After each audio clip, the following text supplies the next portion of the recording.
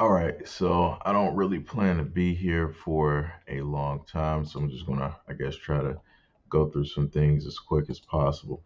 So, one of the stories that I presented to you guys recently, I'm actually trying to get the specific picture up, but it had to do with this here, right? It had to do with the school shooting that took place at the South, you know, uh, the high school. Sorry, my brain's a little bit frazzled.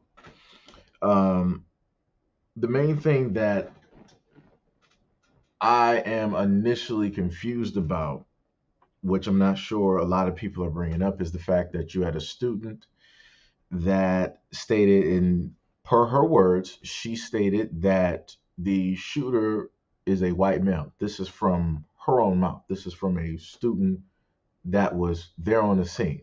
And you can literally hear the police directly in the background telling the kids, like, all right, y'all got to move, y'all got to go somewhere else. And then one of the other students recording is asking anybody passing by, do you need a cell phone to, call your mom or anything like that? And then within the same 24-hour period, they end up saying that the police and the media, they're like, oh, well, the person is black, 19, used to go there, and they had some mental things going on. But I'm like, if the person has some, how do you find out that he has a mental health issue after and not during? Because normally whenever I see these instances supernaturally, like let's go for like tops, right? Supernaturally, when tops happened and a slew of people were erased, the police talked him down, or they allowed him to basically, put down his weapon and all these other things. And when it took place at the school, for whatever reason, the police were like, yeah, we don't got time for that, and they delivered the Alec Baldwin. And I'm like, I'm a little bit confused. And like I said, I'm just very much confused, and I'm waiting for a lot more information to really come out, because I find it very weird that a student there would say that the active shooter is Caucasian. This is what she was able to see. And then they state that the person is black. So it's like, who do you believe? Do you believe the student that was there, where she has, torn sweatpants because she had to jump out of a window, and she has, a little patch of blood directly on her leg? Or do you believe the police and the media? Or maybe two things could potentially be right at the same time. Maybe you had multiple people that were there, and one person was caught, was captured, while the other person is not. Like I said before, it's quite confusing, right? When you have two different sets of information, one from the people that were actually there present versus the people that were not. They just, in a sense, came onto the scene, right? So that's one. So the next one I want to touch on is, let me see, which one did I just recently do? Is this one here, right? I just recently did a video about this woman here, Margaret Sanger, right? And ended up, of course, as normal per usual, ended up getting a comment, directly about it. And as I stated to people before, the most interesting thing is when you give out statistics, when you give out actual facts, people don't, really want to try to have a debate about that, right? They want to, try to sway the argument somewhere else, right? So I'm just going to re-go over some statistics here, right? So these are just some of the numbers here. I'm just going to read them off to you, right? So, non-Hispanic black abortions, right? According to the CDC, 38% of abortions are done on non-Hispanic black mothers. Per year estimate is 134,850. Per day estimate is 369. Per hour estimate is 15, right? So next we go to the US total females, right? And this is according to the United States Census, ages 15 to 44, right? And this is according to the 2020 census. White, 72.9%, right? Or roughly 47 million. Black, 15.1%, or 9.7 million. Other, 8.8%, or 5.6 million, right? So then we go to the women who obtained abortions in 2018. So just pay attention to these numbers real quick. So we have um, white women who have the lowest, right? It is 38.7% or 6.3 abortions per 1,000 women, which is 110 abortions per live birth. So that means for every life that is born, every baby that is born, you slap it on the back and it's crying, you have the equivalent, you have 110 abortions, right? So just so that everybody's clear and we're on the same page. So I'm just going to go from lowest to highest, right? So next we have Hispanic, right? 20% or 10.9 abortions per 1,000 women or 158 abortions per live births. So yet again, that means what? That means per one Hispanic child that is born, you have 158 abortions that take place. Next, you have other, which is the mixture, whatever the people want to consider themselves, right? Which is 7.7% or 11.9 abortions per 1,000 women or 213 abortions per live births, right? Technically, I did it a little bit incorrect. Technically, it was supposed to be the other way around, but you get it. So next, last but not least, we have black, right? 33.6% or 21.2 abortions per 1,000 women.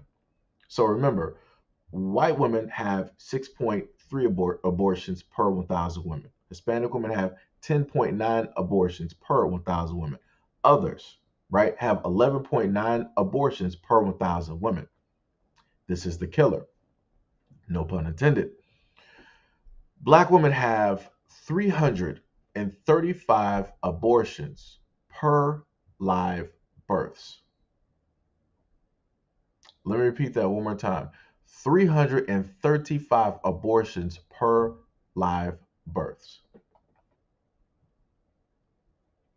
So this is the clear-cut reason why you see Margaret Sanger's image directly up there. Because I've had to quite a few times go over the history or little things here and there about her due to the fact that she is, in a sense, the mother of, my body, my choice, and Planned Parenthood. And one of the main things that she stated is that you can clearly see we want to exterminate the Negro population. Colored people are like human weeds and are to be exterminated. Those are her words. And then on top of that, if I can actually find it, let me see. Let me see. Is that the one? No, no, no, no, no. It's not what I'm looking for. It was another. Let me see. Do I have it? Did I download it? I don't think I downloaded it.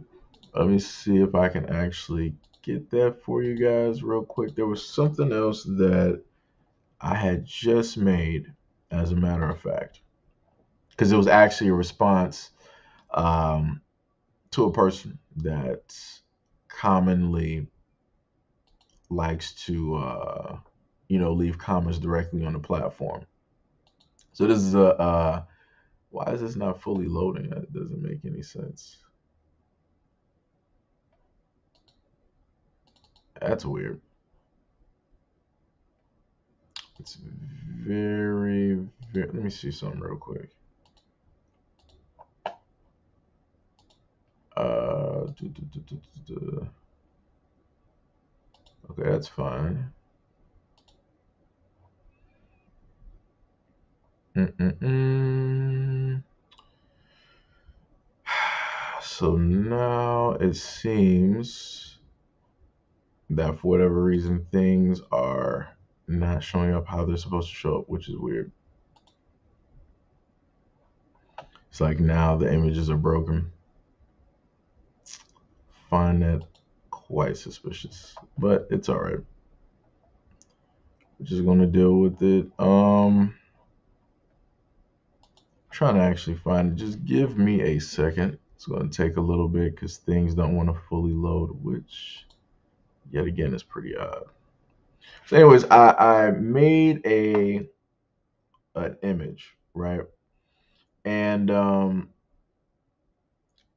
the main quote that I had up there stated this: much of the controversy stems from a 1939 letter in which Sanger outlined her plan, which is this: we do not want the word to go out that we want to exterminate the Negro population. And the minister is the man who can straighten out the idea if it ever occurs to any of their more rebellious members. So, this is one of the main reasons why I have spoken out against um, abortions when it comes to the way of black women. And on top of that reasoning, another aspect of that is due to the fact that many of the people that want to tote the idea um, of abortion never, in a sense, really give the facts when it comes to how detrimental it actually is to the female body. So I'll just put this directly up there. Maybe you guys might not be able to see that. Let me just, let me see. Yeah, it might be a little bit better. Might be a little bit better right there. So yeah, I'll just leave that right there, right? I'm probably gonna put the probably put it behind like the lower thirds. Yeah, I'll just do it like that. Uh, as a matter of fact, the last part probably doesn't matter. It's just the long term effects. It's not like people really care about long term effects of anything anyway, so we're just gonna cut that part out. Doesn't really matter. Who cares? So these are all the effects that take place to the female body when these things transpire. Like I said before, um, my main goal when I cover these topics, as somebody wanted to put it, um, is not to actually control, black women. It's not. Like I said, I don't even really try to. I just put things out there so that people can understand and learn and make better decisions. But as I've stated before, whenever you as a black man want to stand up and you want to try to speak for something, you'll get pushback. You'll get people that say that you don't really care about this, you don't really care about that. But yet the same people complaining are going to be the same people yet again complaining that nobody is covering the exact same topics and talking about it, even though they have somebody talking about it, but yet like I said, it doesn't really, make any type of sense at all. And it's quite baffling to me that a lot of the advocates and a lot of the women out there that specifically go out there and tell women, yeah, run and get abortions, treat it like Skittles, treat it like candy. It's completely fine. You'll be able to have more babies when you're ready. Just get these abortions now. They don't tell them what the short or the long term effects are on their body, or how that may cause them to have children, a higher chance of them having a child with birth defects or other types of issues. Like one of the main things that they say a possible molar pregnancy with the need for further treatment, emotional reactions, including but not limited to depression, guilt, relief, anxiety, death of the woman, and risk of a living injured baby. So that's actually quite a bit. And like I said, I didn't even read the upper part of the paragraph. Didn't even read it because, like I said before, the people that actually want to know, that actually care, they are more than likely. I mean, they're I'm sorry, it's readily accessible directly in front of you. You can take the time to sit up there and read it. You can screen cap it, whatever you want to do. Like I said before, um, I'm about the effects, both good and positive. The only things I've ever heard people state about abortions, the positives that, hey, you don't have to worry about being a mother. That's it. That's it. Because the funniest thing is, if you are pregnant, you have a chance of losing your life. And if you decide to have an abortion, you still have a chance that something can go potentially horribly wrong and it can end your life as well, as well as that child. So, like I said before, my main thing is for people to just make smart decisions when it deals with the things that they want to do. And at the end of the day, if anything goes wrong medically, don't sit up there and turn around and try to blame men for the reason that those things went wrong medically, right? Like I said, it's crazy out here. Mahoko, yo, what is up? What is up? What is up? Chowder Light, what is happening? What is happening? Charmaine Callahan, what is going on? Um, Chowder Light said that's terrifying when you think about it. Yeah, it's bad. It's pretty bad. Like I said before, when the channel was more popular, you would see more people actually leave, comments when I decide to talk about these topics. Some of them are there. They just opt to stay directly in the background because I guess they don't want their comments highlighted and they don't want those comments directly in the video, whatever it is. Like I said, I feel like it's a conversation topic. I really do. Like I said, if you advocate for this, then you should know full well what you're advocating for. You should know every single thing that negatively will and can go wrong when women continuously do this to their bodies. Like I said, I showed y'all videos before where a woman was like, yeah, I would do it for the rest of my life. I've already had such and such number. And I'm like, so you're just treating this like candy? Like what are we doing here? Like it doesn't even make sense. Like I said before, when you look at the rate of abortions and you see who is doing those rates of abortions, you see black women directly up there. And black women don't make up the greater majority of the female percentage of the United States population, but yet they make up a ridiculous number when it comes to those abortions. That's that's insane. That's insane. And then nobody's telling them the type of long or short term effects that are going to take place when they do this to their bodies. And then some of them wonder why it is that they can't have kids when they're older or whatever it is, or why are certain things going wrong in their bodies. Like what did he say? You have risk of infection, fever, abdominal pain, cramping, bleeding, hemorrhaging, blood transfusion with subsequent risk, deep vein thrombosis. What? Like I said, just with this paragraph alone, I would have to section off a lot of these things and read them all. I think that would probably be like a 30-minute video. I just might actually do that. Just specifically make a video talking about the negative effects. Now, I'm pretty sure, like I said before, some people will say, hey, why are you worried about, what it is that women do with their bodies? Well, because I love and care about black women. Because if I'm supposed to care about how the hospitals treat and take the lives of black women medically, I should also care within the exact same vein how it is that black women also treat their bodies as well. Because I remember not too long ago that I used to sit up there and see mothers who were pregnant. They would sit up there and be smoking it up, chain smoking, multiple cigarettes, sitting up there knocking back, a couple of beers or having an alcoholic drink. And people would tell you that if you smoke and you take alcohol, these things can end up having irreversible and negative effects on the fetus. It can cause anything from deformities to a child having mental issues.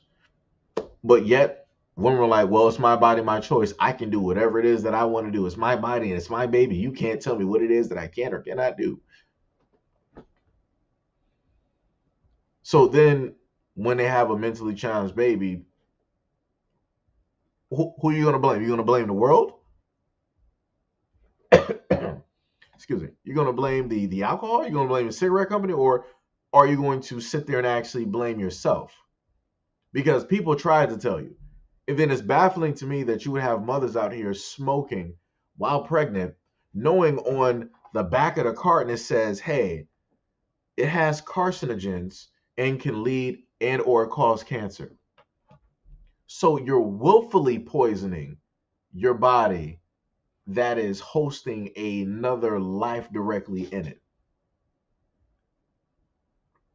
You're directly harming that ecosystem that was built for that child because why? It's your body. Like I said, I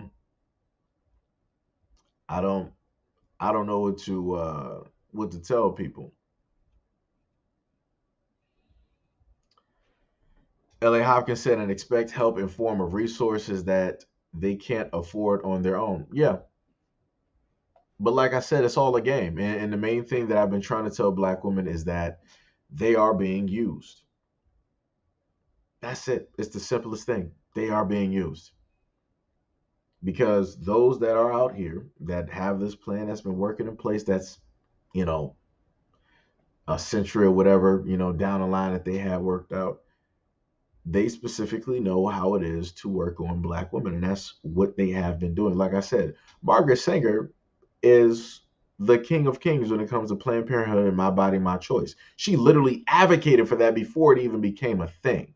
Before this was even a term, go back and read some of the stuff that Margaret Sanger was sitting up there saying about women and what she wanted, the choices that she wanted women to have and all this. She said it first. She was already doing this. That's a white woman who was talking to the KKK. She was talking about eugenics.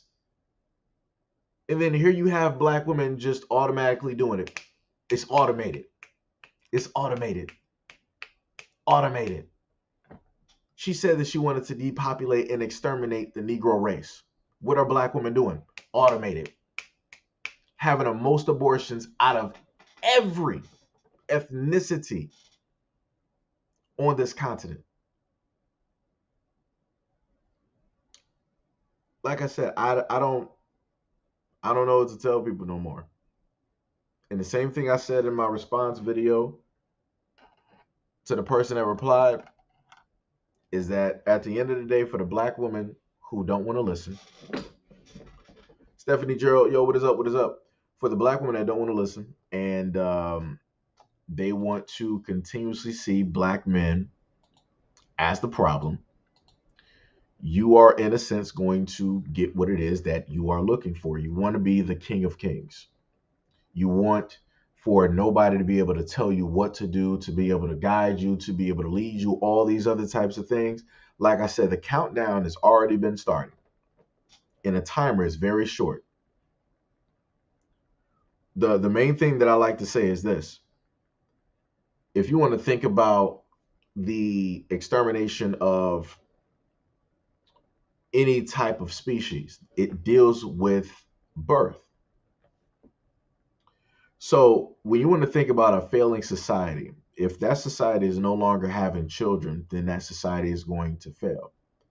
In one of the Asian countries, somebody can correct me if I'm wrong, to my knowledge, it should be Japan. They sell more adult diapers than baby diapers. Pay attention to that. They sell more adult diapers than baby diapers. Like I said, if I may be incorrect on which country it is, but to my knowledge, from what I can remember on hand, it was Japan. So if you are having more adults grow older versus young adults having children, that then means that they are in a negative when it's going to come down to their population. And the main thing that Michael said is Japan. Yo, brother, thank you, thank you, thank you. And the main thing that I'm stating is that that is in a sense going to be now. No, I think let me see. I just want to make sure on some uh let me see. Let me look at the demographics here. All right, so Japan's population is 123 million, right? That is Japan's population. And it was at its height, looking at this graph, at about, let me see, I'll put it from 2007, 8, 9, about from 2007 to about 2011, Japan was at 128 million. So just pay attention to that. From 2007 to 2011, Japan was at 128 million people. Once 2012 came in, they went down to 127 million, right? 2017, 126 million. 2020, 125 million. 2021, 124 million. And now they're sitting at 123 million at the current time. It is estimated. Let me see where they're going to be looking at. It's estimated that by the time, looking at this graph, by the time 2030 rolls around, Japan is going to be at 118 million. After 2030, by the time 2060 rolls around, Japan is going to be at 96 million. So this is what it looks like when you have a population, and I'm talking about the Japanese population. This is what it looks like when a population is like, you know what? We're not even going to have kids no more. Pretty soon, they're not even going to be a factor anymore, right? Because as the graph keeps going, by almost a turn, right, of the next, by 20, I gotta actually expand it on my screen. It is supposedly, right, by just still going by this live graph, by 2098, Japan's population will be 74.5 million. So if that's going to happen to Japan, and that's because they just stopped altogether, they was just like, yo, we're just not going to be doing nothing. What do you think that's going to happen to black people? We're already what they keep saying, 12 to 13% of the population? We're nowhere even close in numbers to Japan. What? Our turn is going to just be like quick. It's going to be like, all right, apex here, bow, straight to the floor. It's not going to be no slow, steady. It's going to be like, hup, this is the tip, bow, straight to the floor. That's it. That's it. Like I said, you think that black people are not going to be a factor now? You think that we're not anything? We're really not going to be anything later. So like I said, I want to just clap it up. And a major shout out to all the female platforms that been sitting up there advocating for black women. Like, yeah, don't sit up there and have kids. Don't do this. Shout out to y'all. Shout out to y'all. Because pretty soon, give it some decades, y'all gonna be some of the few left. And you're going to sit up there and look around, and you're going to realize what a mistake it was of all the things that you're preaching. But it's going to be too late because that tape is going to be already on repeat, and it's forever. And I keep telling people the internet is forever. So, like I said before, I've always advocated for a black family. I've always advocated for that nuclear family, right? For that marriage, for that unity, because I want to see black communities. I want to see black excellence. I want to see black success. I want to see black love. But obviously, like I said before, I'm fighting an uphill battle. Fighting an uphill battle. And like I said, you have, a lot of black women out there that would rather go the other route and be like, up, I'm chasing a bag. I'm doing this. I'm doing that. Don't need a man. Don't need this. I can do it all by myself. I'm Superman. I'm Batman. I'm Justice League. So, like I said before, y'all are going to sit up there and end up getting y'all wish. That's what it's going to be. Y'all going to end up getting y'all wish at the end of the day because I think statistically speaking, women technically live longer than men.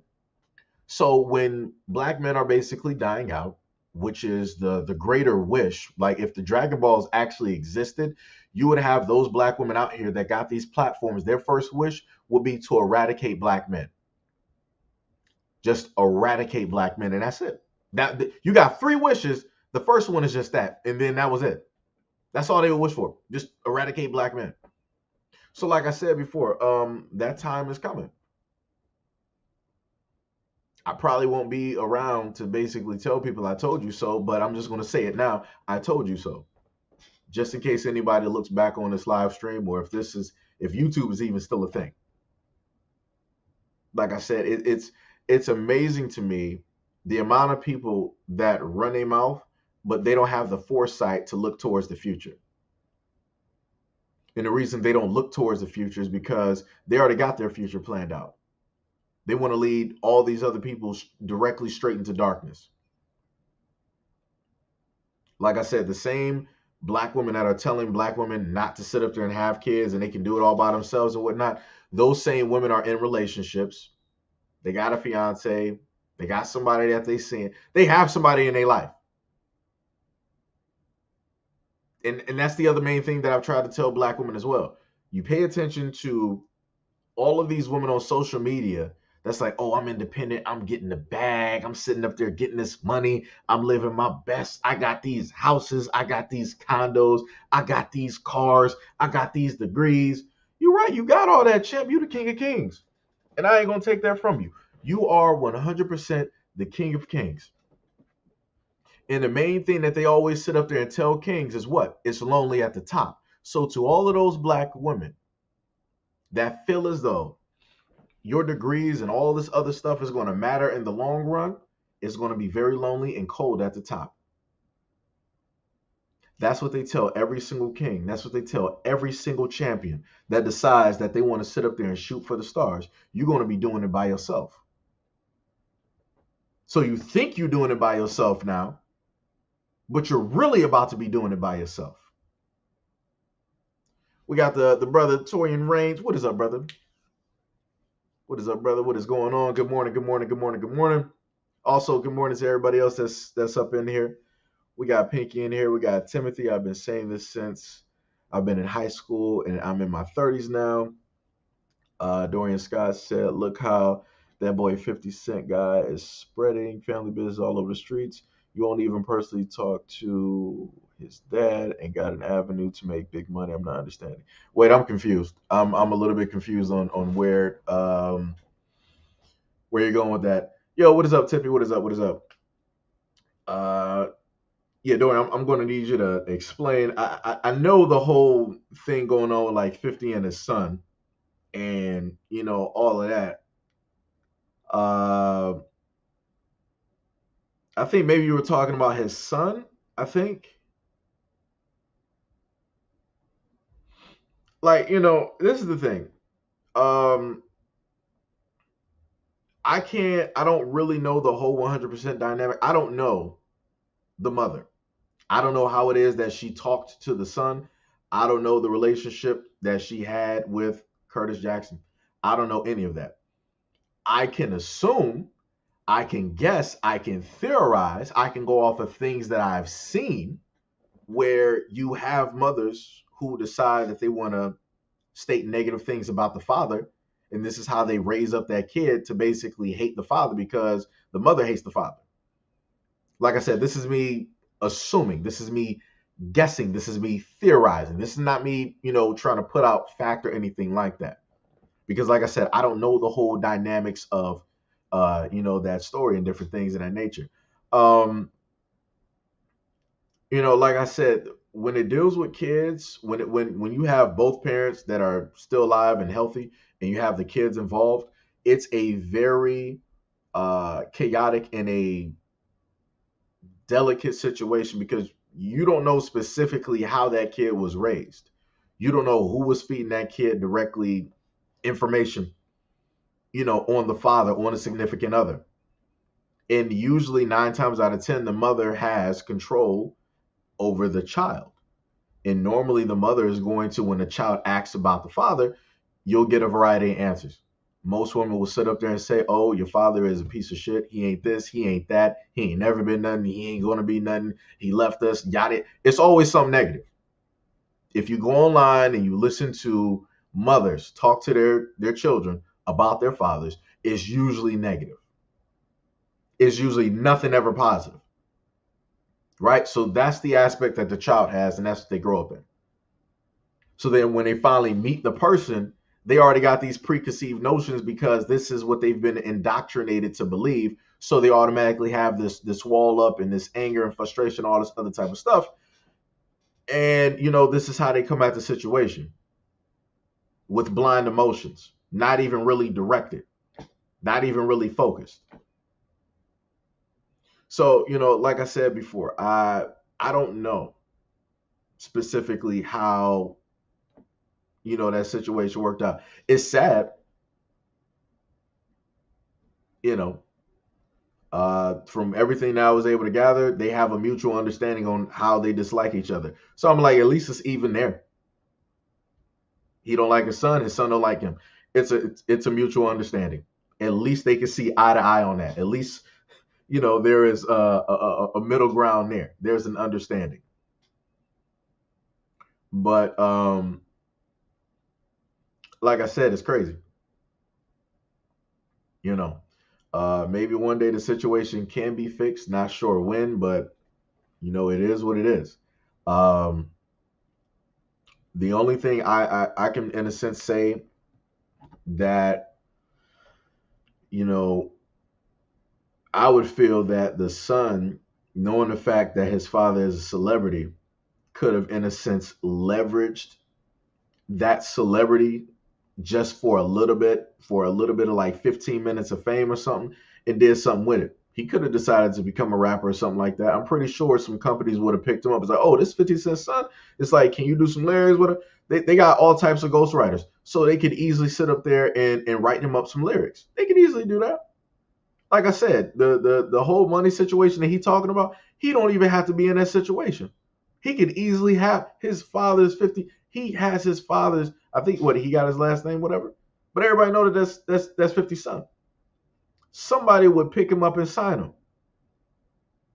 And the thing I sit up there and tell you is that more than likely, I'm just going to assume, right? Even though 50 has an issue with his son, I promise you, if anybody tried to do something wrong to his son, no matter what their relation is, he'll more than likely still try to roll up there for him. He will more than likely still try to roll up there for him. Like I said, but that's just me assuming. That's like I said, that's just me assuming. Not really knowing the relationship, just assuming off of the things that I've been able to see and yada yada yada. What is up, Tippy? What is up, Kay? What is going on? What is going on? What is going on? But yeah, like I said, everything is, completely crazy. Like I said, sooner or later, for the black women out there, y'all will soon enough find out and figure out. Give it a few decades. Like I said, y'all still got a lot of these black women out here with these platforms talking all this stuff about black men. Like I said, it is going to be completely okay because the moment in time that the black male population, which is already low in general, once that starts to really start to decline, you're going to start to see. I'll put it to you like this: for any black women listening, wait to see the predicament black women are going to be in by the time 2050 comes up. Because you hear black women now talk about how they can't find a black man. Well, I'm sorry, a good black man. Wait until 2050 roll up. Wait until 2050 roll up. Like I said before, people don't even realize the type of darkness that they get enrolled directly into. And they're willfully going into that darkness. Tippy said, I think 50 don't like his son because of his complexion. 50 spent more time with his mixed kids. He's a colorist. See, this is the thing. I can't really say that. Like I said, I put it to you like this. This is how like easily like words get like overused. A black man who loves black women, right? He could say, I love, dark skin, black women, they're so beautiful, da da da da. People say that he's a colorist because he doesn't like brown or light skinned women. So then you have another black man. He was like, yo, I love brown skinned women. They're so beautiful. It's like, I love the complexion and the sun, da da da. People say that he's colorist. Why? Because he doesn't like the dark skin or the light skinned women. So then you got another black man that'll roll up there. And he was like, yo, I just love, light skinned women. He's colorist, even though that black man is light himself and he's looking at a woman that is reflective of him. Women will still say that he's colorist because he's not listing the brown and the dark skinned women. That's how easy it is to basically say that a black dude is colorist. I have yet to really hear black women call another black woman colorist because of the preference of black men that she likes. See what I'm saying? It's like it's easy to sit up there and use that as a thing versus he might have a better relationship with those children over his son. Just saying. Just saying. Yo, what is up, Zaire? What is up? What is up? What is up? Timothy said, we too distracted, choosing a side that neither one cares about. Us Democrats, Republicans, more like choke or gag. Um. Oh. Matter of fact, I'm so glad that you brought that up because there was another video. I might just put it directly on a loop, maybe. I might just do that, maybe. Let me see if I can get the image up here. Window capture, game capture. I might have to go here. Let me do the media source. I think I'm doing this correctly. Yeah, I am. Okay. Oh yeah. It should. Yeah, because it's not the video, so it should loop, I think. All right. So let me just lower that down real quick. I forgot where I even put this one. All right. So this is a video. Well, this is just a gift because I formulated it into a gift, so I wouldn't have to mute it. So in this video here, you have this white dude that works at this construction housing, and a black woman was questioning him on, how come, there's not any black dudes here? How many black people do you hire? All this other type of stuff. And the guy basically replied, he was like, I don't specifically have to hire. It was that pause, and he was like, people, and yada yada yada. And the main thing that I stated about this video is the fact that he is 100% right. I don't find or have an issue with anything that he is stating. And I said that due to the fact that black people they have a trillion or so dollars that we in a sense spend as a community. And you mean to tell me that we can't sit up there and create jobs for our own people? You mean to tell me that we can't put money together to open up trade schools or have schools or whatever it is just up and running where we can have black people teaching our kids and teaching our people on how to be self-sustaining individuals so that we don't have to go to other people and beg them for jobs. For me, like I said, it gets to a point where it gets repetitive and it gets highly ridiculous and it gets very, very irritating seeing black people repeat the exact same cycle time and time and time and time and time and time and time and time and time and time and time and time again, expecting white people and everybody else to change, act different. Like I said, I respect the fact that he stayed directly on what he was. He didn't bend the knee. He didn't say none of it. It was like, oh, well, we're going to do this, or we're working on this, or we got some people in the background, or we got people on. No, no, no, no. He was like, yo, I don't have to. We don't have to. Like I said, I respect the truth versus lies.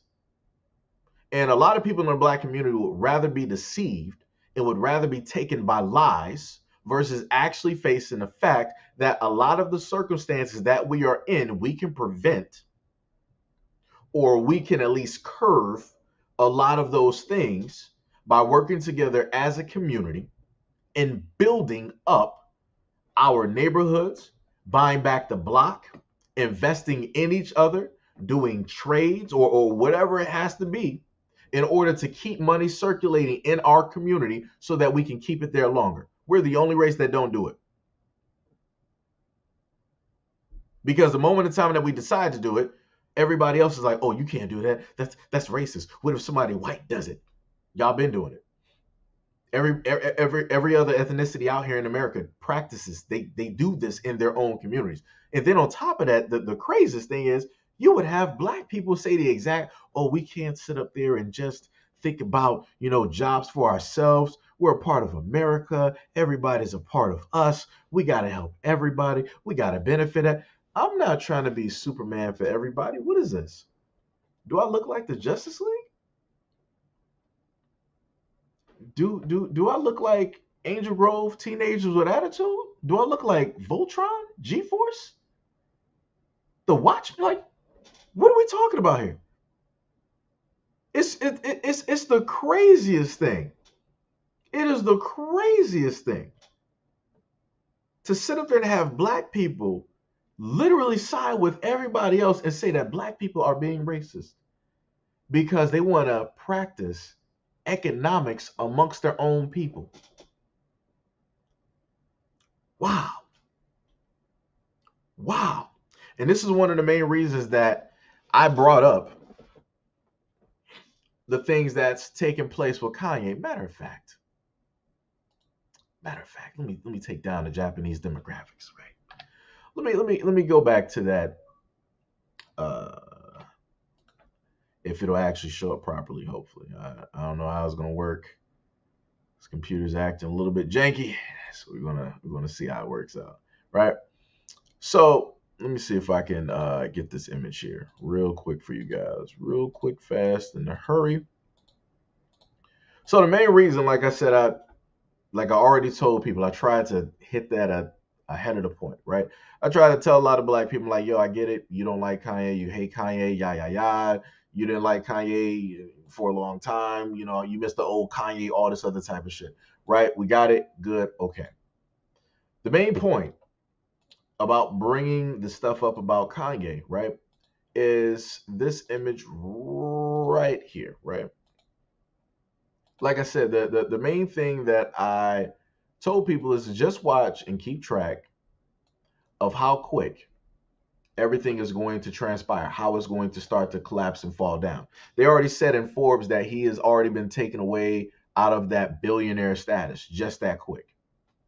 Just that quick, within about like a week or two, he's already out of that billionaire status. Don't mean that he's broke. Don't mean that he's not rich, ridiculously rich in the hundreds of millions. He just don't got that billionaire status. right? Because he got dropped by Adidas, right? And then a Hollywood talent agency, CAA, sat up there and dropped him as well, right? Then you also have what else did I put up here? Anti-Defamation League, Balenciaga, they dropped him. Then you also got JP Morgan, they dropped him as well. Kanye had basically stated, he was like, if I have to sacrifice my family, my life, my fortune in order to get a message across, I'm going to do it. And technically for me, that's exactly, he is sticking directly to his word. Because you could look at everything that's transpiring. You can look at it. Now, again, people can sit up there and state that, oh, well, Kanye said it, but then, he sat up there and apologized. He did, to an extent, if people paid attention to it. So it's like he apologized and he didn't apologize at the same time. It's whatever. But the funniest thing is, it was just one specific thing that he stated that people got mad over.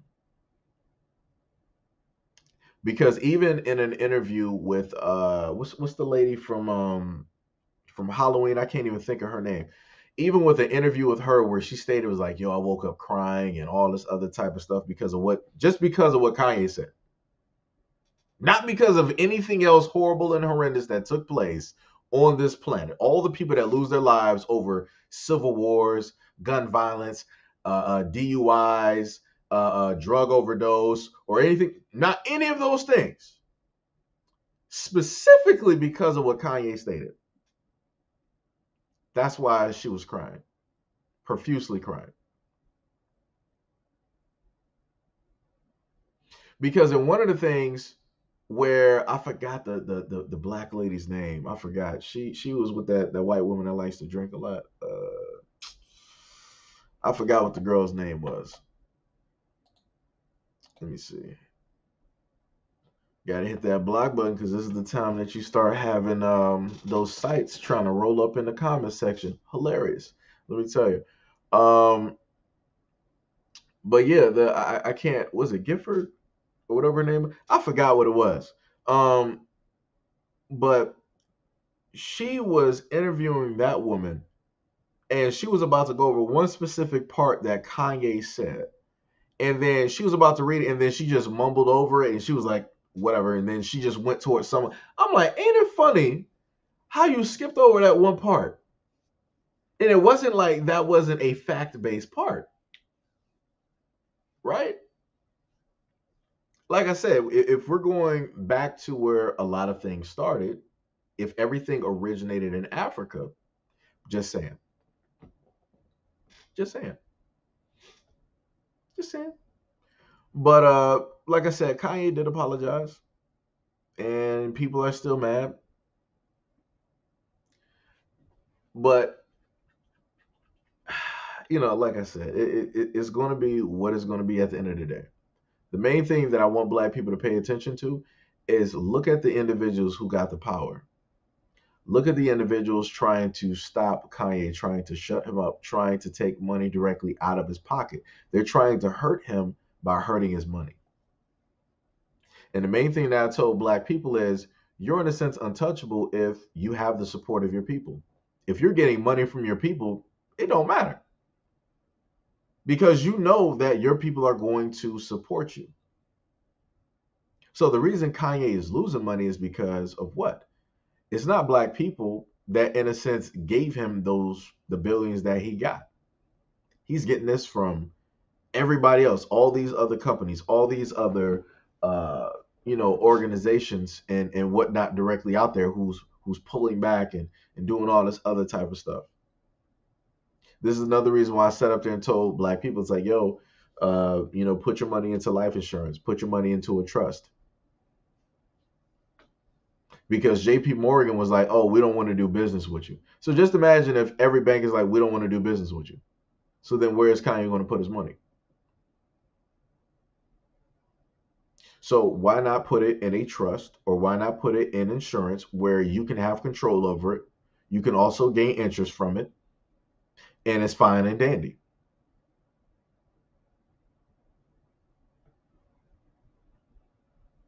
Like I said, that's how you do it. Like I said, there are a multitude of ways to circumvent certain things from taking place. Let me reiterate again. This is why black people should pay very close attention to what it is that is happening to Kanye. Pay attention to the aftermath. Pay attention to how people want to cut ties and all this other type of stuff. How people have all of these outcries and yada, yada, yada. Look at how they can, in a sense, try to topple a man, how they can try to depeg him, how they can try to destabilize him. This is what happens when you don't have black people, the black community, supporting you. So if this can happen to Kanye, what do you think would happen to a black leader that doesn't have Kanye's money? And he just so have happened to not saying anything in the exact same vein as Kanye, but he stated something that, people just disagree with. What do you think will happen? That black leader is probably going to get replaced, going to be fired. They're not going to be able to do the same things that they were normally able to do. And they're going to find somebody to replace that's going to talk very nice and that's going to get along with every single person. And that same black person that is that brand new leader is also, while getting along with everybody else, is going to get walked over, stepped on, and stabbed by everybody else he's trying to shake hands with. But like I said, black people don't want to pay attention.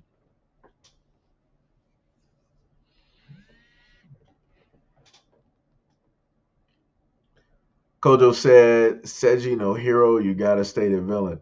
Oh no, I've been the villain. I said that a while back. I'm fine with that. I'm completely fine.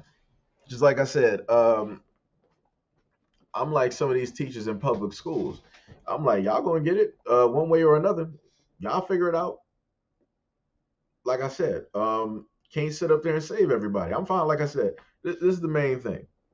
I made a few videos on that too. I told people this. I'm fine with being a villain. If you need somebody to keep you awake at night, the thing that goes bump in the night, the thing that scratches up against your roof in the windy night or your window causing shadows and stuff, woo, I'll be that, no problem. Bring me all of your hate. Bring me all of your disdain. Bring me all of your loathing. I'm completely fine and dandy. Because like I said, people will understand. People, like I said, I can show you better than I can tell you. People are going to sit up there and learn. Ah, L.A. Hopkins said it was Hoda. Thank you, thank you, thank you. That was that black woman's name. Yeah. Like I said, the way that they actually like were doing things like on the job. Like I said, I've never seen people who can like be drunk on the job. Like it's crazy. Like I've seen a multitude of times they were just lit on the job, and I'm like, anybody else would have lost their job. But I'm like, all right, it's whatever. I don't know who she knows or who she with, but it's working. Uh, Tippy was like, said y'all like all shades of black men, so I'm not colors. You like Roman Reigns, Tippy. Roman Reigns is Samoan. Just saying, that's Hawaiian. That's the island. Kojo said, oh yeah, read that one. Tippy said, just because they say he's not a billionaire doesn't mean he's not a billionaire. I mean, that's true. That is a very good point. That is a very, very great point. But I'm just saying, for all intents and purposes, I'm just saying, you can just see the money that he's losing. You can see everything. You can see, in a sense, the slow collapse that is taking. Like I say, the brother ain't going to sit up there and be broke. That's not going to sit up there and happen. But he is going to lose a lot. Like I said before, he's going to end up losing a lot. But this is like I told people before. This is why I don't understand why celebrities don't just start up their own things. Kanye could easily start up his own fashion line and different stuff like that. I mean, which he has. The thing about it is, will celebrities wear it? Will people wear it? That's the thing. Because now whenever people think about Kanye, they're going to try to brand him. That's all it is. It's going to be basically a whole branding campaign. So if you listen to Kanye's music, that means that you're right. If you speak on Kanye in a positive way, that means you're agreeing with a right. If you sit up there and cop some of his stuff, that means that you're paying and you're delivering money towards right. So like I said, it's a branding campaign. You have to pay attention to the people who are going to end up benefiting the most directly from that black man. Like I said, regardless on however people feel about Kanye and the things that he's basically stated, look at what is taking place. Like I said, I can disagree with some things. I can agree with some things. And I've stated it a multitude of times. And I've had some people look at me strange and disagree and wanted to rah, rah, rah and all this other type of stuff. I put it to in this timeline, right?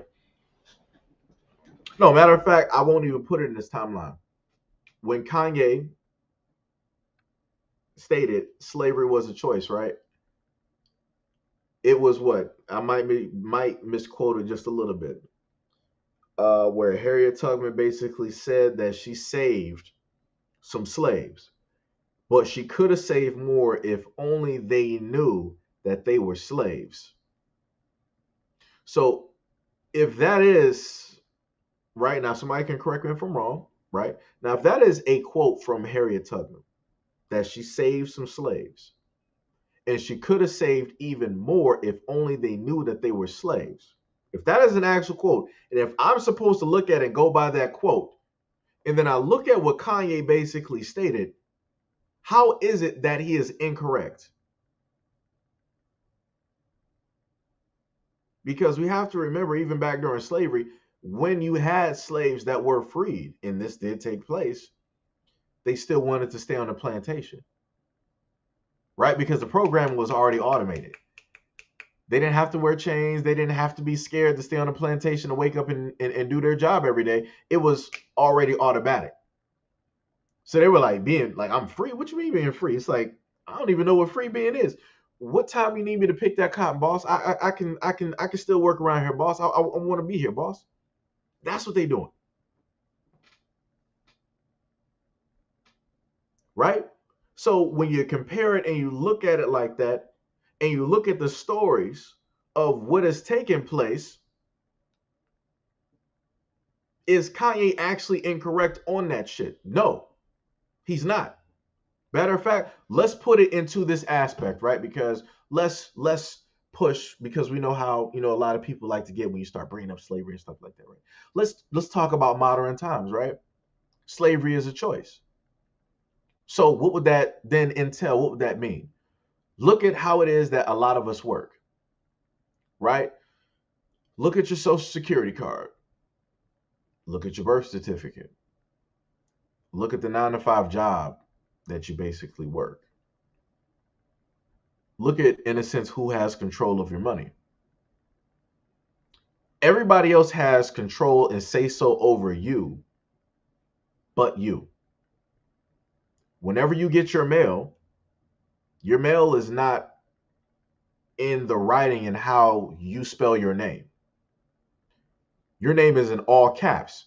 We all know from school, what did they teach us? You don't write your name in all caps. You capitalize the first letter of your name, your middle initial, and the starting letter of your last name. Just those three. Everything else in your name is never to be capitalized. That's what they taught us. So why is it that on your mail, all of your stuff is capitalized if we're taught differently? Like I said, people need to pay attention to who it is that is actually profiting off of you. Your job profits off of you, either on vacation, on PTO, while you're working, while you're sick, while you're dead. Your job is able to profit off of you. Can your families do the same when you pass? Nope. Why? Because half of the time, 9 times out of 10, black people don't even have life insurance. We don't even have wills. We don't even have anything to pass down because we refuse to even do it because we're like, I had to work for everything that I got. So y'all going to sit up there and have to work. The money going to die with me. What? The money's going to die with you. You saw the Egyptians, right? You saw how they put their hearts in their golds and riches all with them in the burial, right? Notice how that shit is still here and they're off in the ethos. Their energy is spread throughout the cosmos, but that gold and stuff is still here. Their mummified remains is still here. But yet black people like, y'all can work for it yourselves. This money coming with me. You can't bring money to where you going. You can't bring money to where you're going. So why not sit up there and divvy out what little bit of it that it is to sit up there in a sense, give some people in your family a little bit of help. Maybe you don't get along with the initial like main people in your family. Think about somebody far off. Maybe you might have a nice grandniece or something like that, or grandson or something like that, who might be a straight A student, who might be level headed and whatnot. And you like, yo, he could probably go somewhere. You know what? I might not really mess with my main family like that, but let me write him into the will because I want him to have something. I want him to have better than what I had. This is why other races of people got generational wealth and black people don't, because black people refuse to actually invest love, care, value, and respect their own people. And that's facts. And that's not even up for debate. Now, wish a motherfucker would try to roll up and try to debate me on. It's going to be a tough sell. Let me tell you. It's going to be a problem. It's going to be a problem. Because like I said before, this is why every other race of people is out here winning. Let me see. Timothy said Kanye's doing the same thing all black folks do. Beg white people to preserve blackness within your whiteness.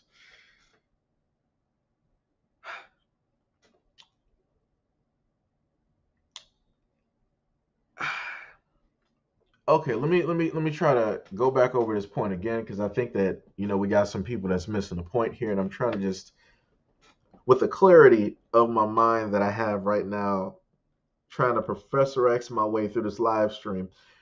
What I'm getting at is what I've stated in the longest parts throughout damn near all of the recordings that I've done, which is black people stop begging, stop asking, start taking, right? Start taking the initiative to build, to invest, to be around each other and stop squabbling and bitching and crying and stop shooting and killing and disagreeing all the time. I'm not talking now. No, when I sit up there and say killing, I'm not talking about the things dealing with the system and white supremacy and the police and setups. No. I'm talking about when you got niggas, black families that have a dispute and they don't want to use their words. They want to go into niggerdom and they want to sit up there and have a real nigga moment from the Boondocks and they want to Alec Baldwin each other. That's what I'm talking about. You can't blame the white man on that. You're not going to sit up there and try to fit that within white supremacy and all that other type of shit. That's you and your family deciding that you want to kill each other over some bullshit. So you wonder again why it is that the population is declining, right? So let me backtrack a little bit. Let me fit this all in, right? So we have an aspect of white supremacy, right? By way of Planned Parenthood and feminism and them getting in contact with black women and the tendrils and whatnot creeping directly in there, and black women being what they are right now today. And basically stating that we're not going to make any more black men. If we do, we need to abort them and get rid of them. And we're going to continue to have abortions and you can't do or say anything about it, right? Kudos to you. No problem. Because like I said before, I'm not trying to control you. The only one that can actually control you as a black woman is a white man. We can debate that all day long, but we all know that it's fact. Because I'll just put it like this: a black man cannot sit up there and tell a black woman how it is or what to do with her hair, how to dress, what color her hair should be, her lipstick, how long or thick her eyelashes should be, what it is that she should dress like, or how it is that she should present herself. A black man can't tell a black woman that. A white man can, though. Because every black woman that's working out here, that's getting a 9 to 5, that has a 9 to 5, that has a paycheck, they get paid weekly, bi-weekly, or whatever it is, they're working for a white corporation. And that white man is sitting up there telling that black woman, you better not come in here with this. You better dress like this. Your nails better not look like this. Your lipstick better not look like this. Your eyelashes better not have that directly on them. You better not be showing no tattoos. You better not be swaying your hips a certain type of way. Your hair better look like this and better not be colored like this. So like I said before, this is why I will continuously and forever state that the only people that 100% can realistically tell black women what to do are white men. It ain't up for debate. Because if I were to sit up there and go to every black woman's job, let me see who's signing them checks. Let me see how you dressed every single day versus how you dressed when you at home or with your people or whatever it is, or what you're comfortable in. Let me see how you look. Let me judge that real quick. Let me see how your voice sounds at work versus how it sounds when you're at home and you're comfortable and you're under your own domain, under your own control. Like I told people before, hold on, Tippy, lady, out of everything in life, this is the main fight that I have been fighting for quite some time. At no point in time, respectfully, at no point in time am I talking about everybody else.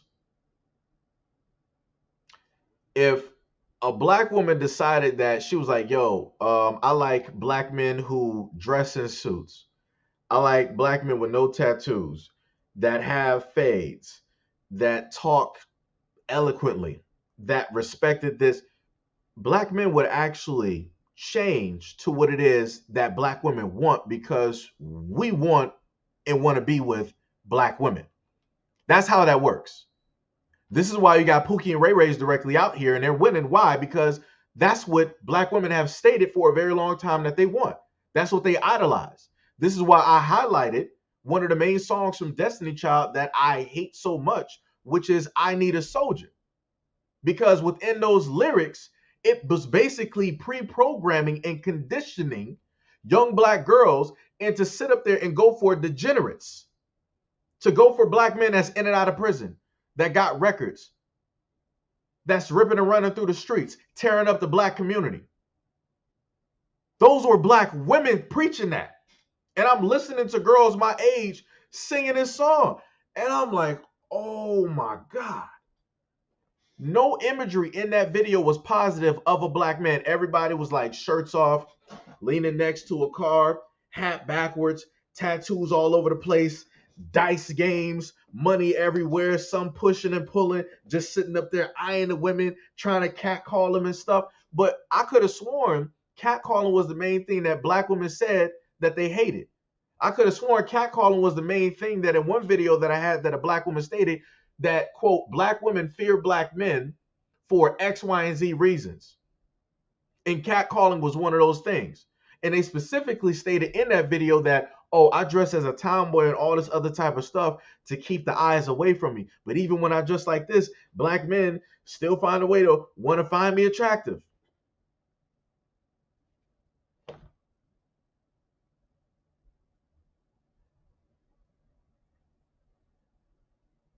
I know Let Me Cater to You. I know that song. I know it. That's great. Kudos to them for doing that song. The damage is already done. Like I said, the damage is already done. How many of those same women that they said I need a soldier, how many of them are sitting up there catering to the good guys? Just saying. How many of those women are catering to good men? Because the main thing that a lot of black women have stated is that, yo, it is hard out here to find a good, decent black man. And I sit up there when if I were to sit up there and step out into the public, just go into a downtown city in any black area, I could pretty much spot decent black dudes out here that are hardworking. But you know what happened with that? Black women are now sitting up there saying that the decent, hardworking, average earning guy ain't shit.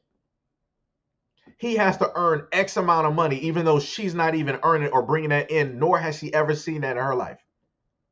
And then they also sit up there and state that the good and the decent guy really ain't shit because he's just a pushover and a walkover. Which then means that those black women are stating that I don't want somebody to treat me nice. I don't want somebody to give me all the pleasantries and all that other shit. I want them to disrespect me and to treat me like shit. That's what black women are sitting up here saying. I don't want the nice guy. I want the Pookie and the Ray because they're going to give me what it is that I actually desire and deserve, which is to be treated like shit. And then they turn around after umpteen Pookie and Ray Rays, they want to sit up there and start saying that all black men are shit. Since when? Since you selectively chose to be with those guys? That doesn't account for every other black man. Every other black man ain't that. You just decided to ignore every other black man because you specifically wanted that preference. Like I said, I've seen this throughout my life. I'm still seeing this today. So, like I said before, respectfully, I'm not talking about what everybody else has to do. I'm talking about specifically black women stating that they're not going to listen. They're not going to follow the leadership. They're not going to follow the guidance of black men. Black men can't tell them what to do.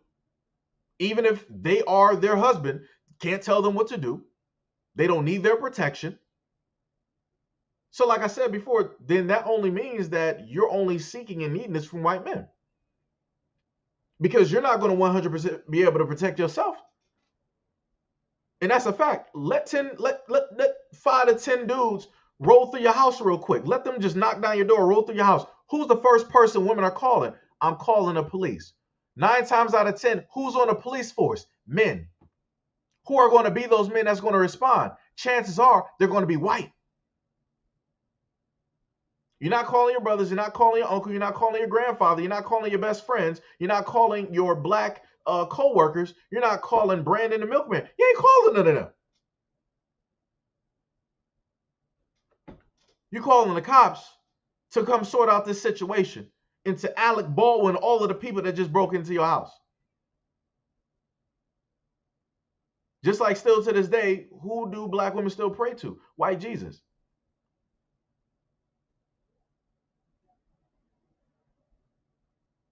So, like I said before, respectfully, I don't care what everybody else has to sit up there and do.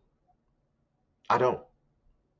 Because at any moment given time, if a black man wanted to be an entrepreneur, he could be an entrepreneur. If he had the willpower and the foresight and the wherewithal to do it, he could easily become an entrepreneur. He could sit up there and go to a trade school, learn piping, masonry, right? He could maybe even like floral, break mason, whatever trade schools got. He could go there and spend like a couple $100 or maybe like $1,000, and he can sit up there and be working for somebody else or starting his own business roughly within the same year or two. So like I said, I'm not focused on everybody else. Because if I sit up there and tell black women like, yo, why don't y'all start up some trade schools? Why don't y'all start, taking, trades? You're going to hear a lot of black women clock out on that. So I ain't doing that. That's too much work. I'm not putting down no bricks. I'm not laying down no pipes. I'm not doing no electrical work. I'm not putting down no asphalt. I'm not building skyscrapers in the houses. You out your mind. I'm about to take this easy job right there, though, and it still makes some good money, though. But I'm still not going to be dating these whack-ass, basic, earning good guys. That guy better be earning, X amount of dollars. If I'm making, 60, 70, he better be making like 120. What? Whose money are you using? Your own or his? Like I said, I'm just saying. I'm just saying. You know. Um, Tippy said, the black women that are married to a black man, I see a lot of black couples getting married on Instagram. Yes, it's Instagram, but they post a lot of black married couples. No, I'm signed up to a lot of stuff as well. Like I said, statistically, you have black men and women that actually want to be with each other or that are actually with each other versus, the stuff that people are innocent stating. But when people want to specifically talk about interracial dating, they always want to look at black men and be like, oh, look at these celebrities here. Look at what the key point. You're saying celebrities. You're not talking about basic everyday black dudes that are just in the city. You're not looking at who they're dating, who they're engaged to, who they're married to. Everybody's always fixated on celebrities. And these are people that you don't even got a chance in hell of being with. So it's like, I'm not even understanding why it is that black people are infatuated and so focused on fairy tales when we should be realistically focused on reality. Like I said, that's what I've tried to do. What the hell?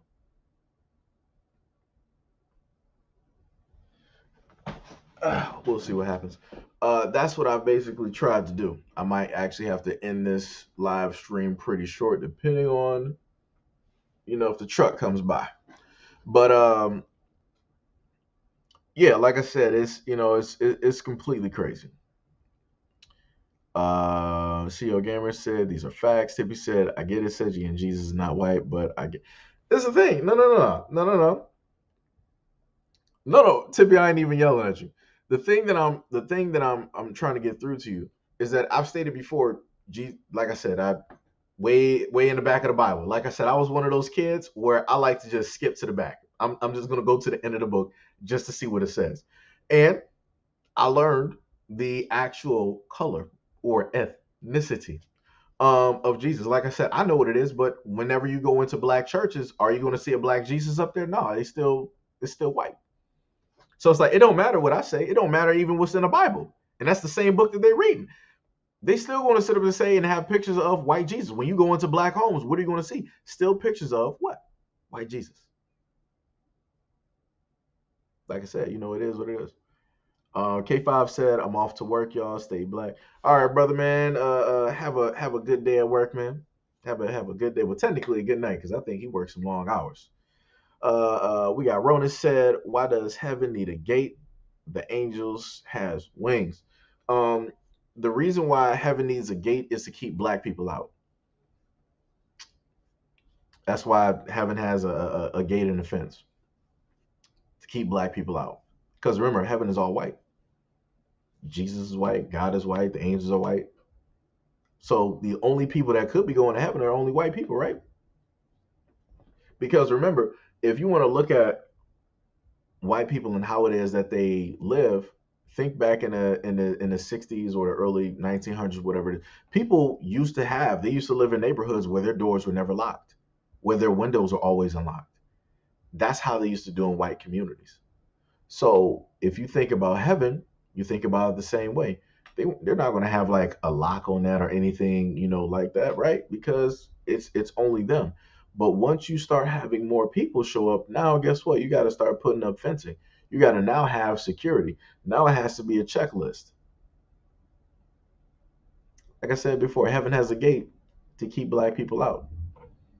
It is what it is. Um, what is it? Ronan said, I don't know, just something I noticed. This man. Rhoda said the underworld has several gates.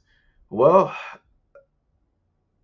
like I said, I have my theories on that one too. It's crazy. Sarge said it's actually the exact opposite. I'm a little bit confused. I'm not sure which one he's talking about. Yo, we got Shaw up in here. What is happening? What's happening? The movie Dawn of the Planet of the Apes is a clear example of strong unity. Yeah, it is. Yeah, it is. Yeah, it is. But like I said before, in order to get black people on that, like I said, I don't know what to tell you. That's another uphill battle. Like I said, we're so divided on a lot of different things. It's crazy, and I can clear cut see it. Like I said before, due to the fact that I, in a sense, have to like sit here and just ingest all of this content and stuff. I can see it, and it's like the game plan that they are basically implementing and what it is that they're doing. It's ingenious. I can't even sit up there and get mad. Like I said, it just is what it is. And CEO said if you read the transcript from Drink Champ's interview and replace that with blacks, it sounds like the stuff we hear on TV all day. Not sure why they're tripping so hard. Wait a minute, yes I do. Yeah, that's like I said. I heard what he said up and said on Drink Champs. I heard him. I heard what he said. And like I said, people can decide to be offended if they want to, or they can decide that they're not offended. Like I said, the main thing is I'm telling black people look at the aftermath. Look at everything that's transpiring. Look at how it's happening. Look at who's doing it. Look at who is in control of all of everything moving when it deals with Kanye losing money and how it is that they're not trying to hurt him. They're trying to hurt his money. They're trying to hurt his bottom line because they're like, well, if we hurt your bottom line, then you're just going to apologize and, yada, yada, yada. You're going to do this tour. And then, we'll decide on when we'll accept you back or not. Because notice, pay attention.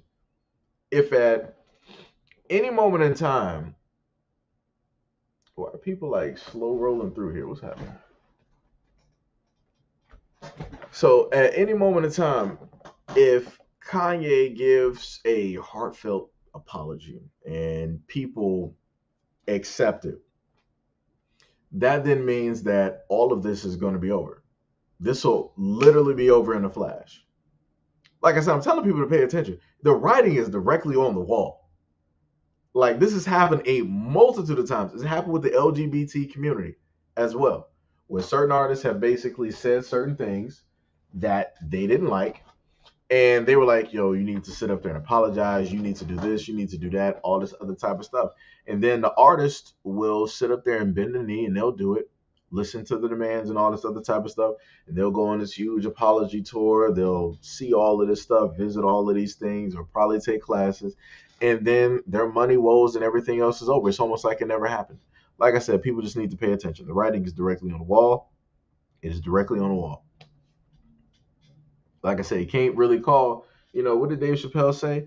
Can't really call a man crazy. Maybe it's not the man. Calling a man crazy is being dismissive. It's not, really trying to look at, what it is that he's saying or trying to acknowledge his point. Maybe the man isn't crazy. Maybe it's the world around him that is crazy or that is making that man crazy. And the other thing I want to list is this too, right?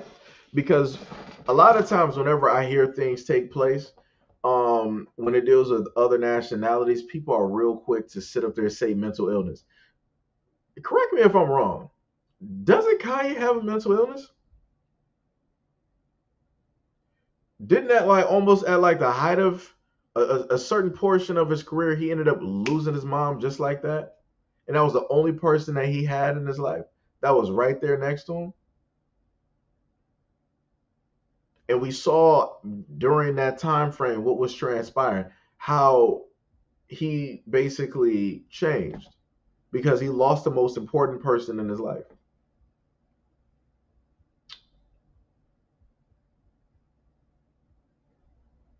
Like I said before, I'm going to sit up there and just go with mental illness. I'm going to say just a lot of the dysfunction that's taking place at this moment in time, a lot of the chaos that we're seeing is still stemming from the fact that Kanye never really got over the fact that his mom died.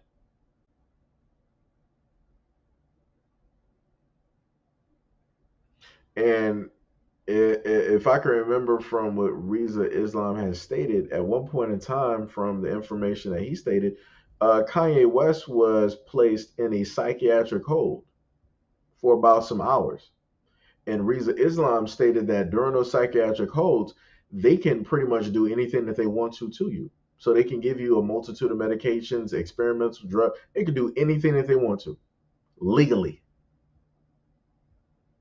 So, like I said, there's a multitude of things here that people ain't really paying attention to. But like I said, I'm just going to go on the bare surface of everything. And this is what I keep continuously telling black people. It's like pay attention to what is transpiring and what is going on. Right? Rona said, let's just watch DBZ together. This man. Tibby said, we now apes. You use Planet of the Apes as an example. They call us monkeys. I need to watch the Ghost Walker says, support what? We don't, I guess you're saying, own any banks, no clothing lines. What in the world can we do at our level? He's screwed and done for the most part. We do have banks. I'm not, even in Detroit, we got a bank or two that is black. What? Bro, what are you talking about? You niggas crazy. It's like, man, I need you to sit up there and just like Google some stuff real quick, my guy. I've covered some black banks before, and either on this platform or the other platform. Bruh, those banks aren't backed or insured. Okay, so if that is the case, right? So start something up then. I'm not even saying a bank, right? Because I know that that's me asking the impossible, right? You say that we don't own no type of clothing lines. I listed a clothing line to you. I listed a brother by the name of Psy Clothing. He is on Instagram. I've literally done live streams going over his clothing for about like 30 minutes. And that's probably my second or third time sitting up there covering that guy. He's a military veteran. He's retired, and he started up his own clothing line. He got everything down from the shoes, the shoelaces, to the jogging pants, to the belts, to the glasses, like pretty much a whole ensemble. You can sit up there and go to that man and go buy it. He also stated like a few years back, he's also working on doing suits. So yet again, you got a black man that has a clothing line. So I listed at least just one. Like I said, the problem is we will get online and say things that we don't have, and we won't sit up there and actually get the information to make sure that we are correct to say that we don't have it. Because we got a lot of black businesses out here. It's just the fact that we're not interested in a lot of those black businesses. Case in point, I'll list another one to you, right? We Buy Black. That's a black business. That's a black warehouse where they house black products made by black people. They also have an Instagram. So they house everything from housing goods to kids' toys to clothing to shoes, all this other type of stuff. Right? So we went from clothing to stuff that you need in your house, like a toothbrush, light bulbs, detergent, dishwashing liquid, trash bags. So yet again, that's another business. There was another brother that was an ex-police officer that started up a business making fashionable bulletproof vests. I covered him in a live stream. Went over all of the stuff that he basically had. Like I said, I'm vastly confused when people roll up here and basically say stuff that we don't got.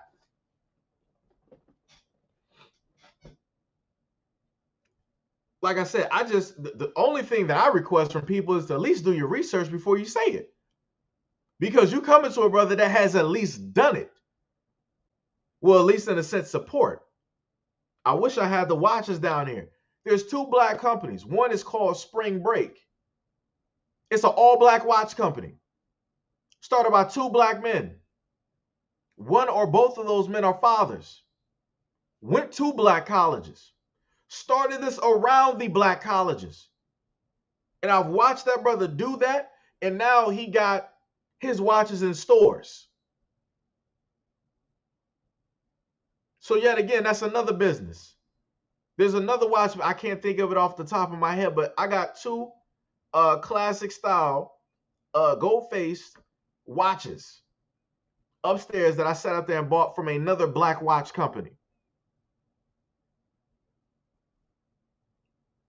So like I said, again, I would love it if people are going, if you're going to roll up to my platform and tell me as black people the stuff that we don't got, I would love it. I would love it. I would love it if people would just do the research before they decide to type those things. That's all I ask from people. That's it. That's it. So the other thing that you wanted to say that the banks aren't owned or anything like that. I put it to you like this, right? So right, maybe you don't trust those banks or anything like that, right? So if at any point in time you get $1.3 million, make sure you invest that money into a trust and into a life insurance plan so that you can be your own bank. How about that?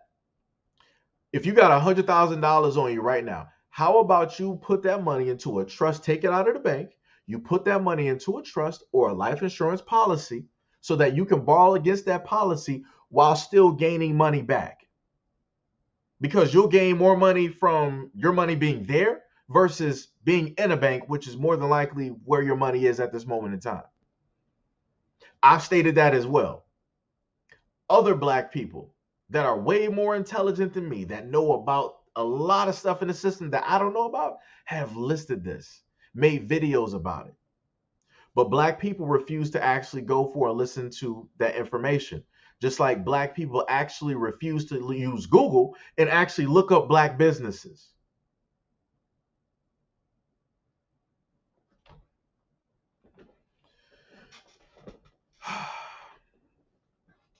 Oh, shout out to Ronan for bringing it up. He brought up two other clothing lines. Chris Brown got his own clothing line. What was that called? Black Pyramid. That was another one. I think I might have covered that in a live stream before. And then Ghoul also mentioned the great Corey Kenshin has his own clothing line. So that is what, about three clothing lines that's already listed that black people created. Okay, just gotta keep track. gotta keep track. You know. Ghost Walker said, bruh, everything has to be centralized for us or it's not going to work because our numbers is too thin. Meaning without government or central bank help, they will run out of capital because with bad or no loans. I did a video before where I talked about numbers. I gotta go back to my calculator. I'm too tired for this shit. Let me go back here. Let me see if I can get this correct. Let me see. All right, let me just do this real quick, right? So you got those families right there, and then each of them basically put up $100, right? All right, so let's say that you got 200, because we're getting away from the banks, right? Because you say everything has to be like centralized, it has to deal with the banks. We're going to get away from that, right? We're going to deal with just the black community, right? Let's say that we got 250,000 black families, right? Each one of those black families decided to put up $100. Now, somebody can correct me if I'm wrong. I'm not the greatest at math, but I figure that you guys are way better than me at this, right? So you take that 250,000 families, those black families, right? 250,000, and then they each give up $100. That equals up to $25 million. Somebody can go back and do the math for me just in case I'm incorrect, because I don't want to give the incorrect numbers and just be giving people stuff. Like I said, everybody got a calculator on their phone that they can open up, or on a tablet or on a computer. You can easily put in those numbers and see if I am correct on what it is that I'm stating. So if I'm just going off of if I am correct with dealing with those 250,000 black families, and they each put in $100, the community has $25 million. Gee Willikers, what the hell could we do with $25 million? Quite a goddamn lot.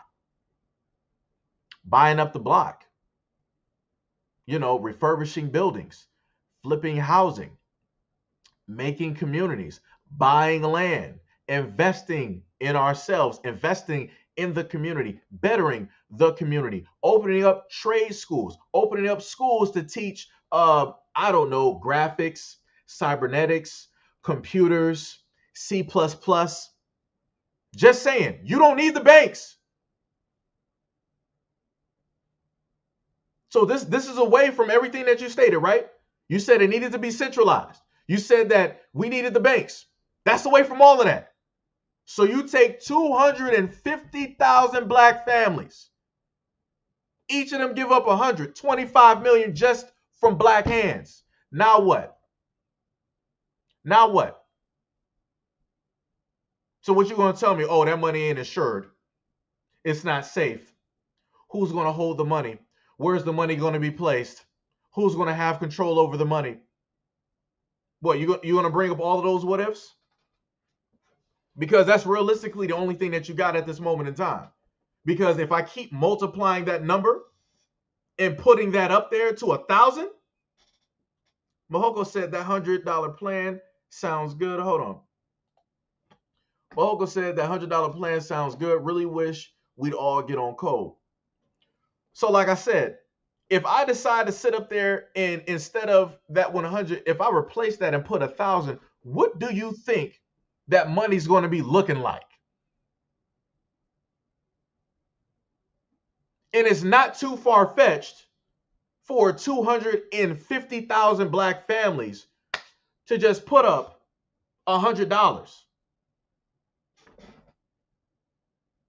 That's not difficult. A lot of people right now that's watching this shit, they're on cell phones where the cell phone bill is like, what, $100? Plus, your internet bill is more than that. The gas that you probably got to put in your car is more than that. You going to the local grocery store trying to buy groceries is more than that.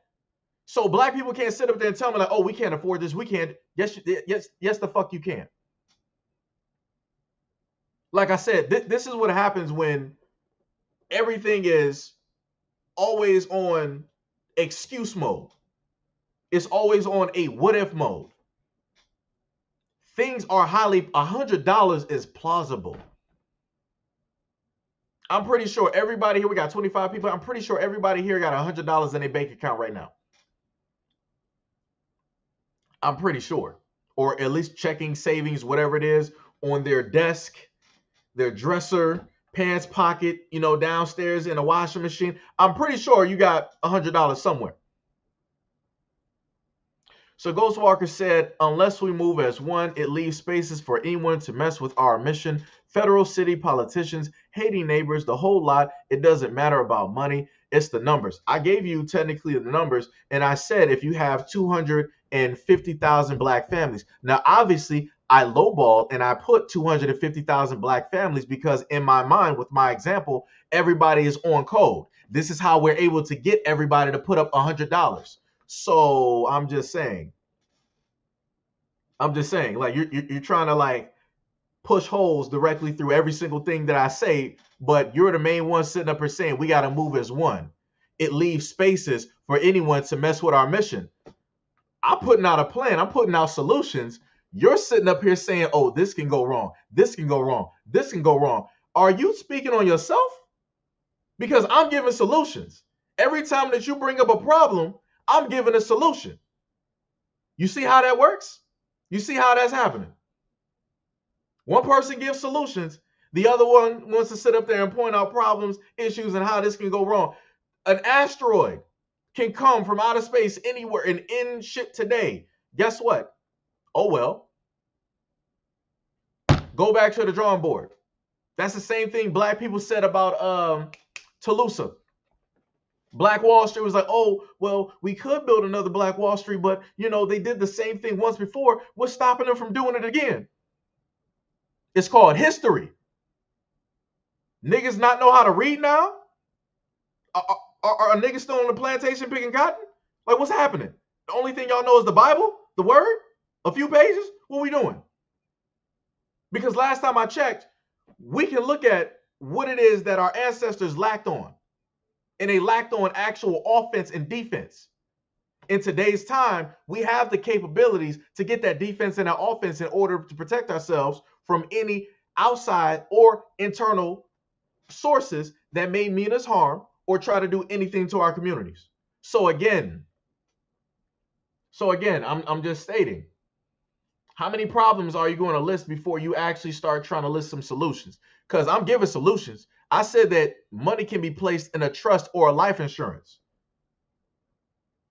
I'm just saying.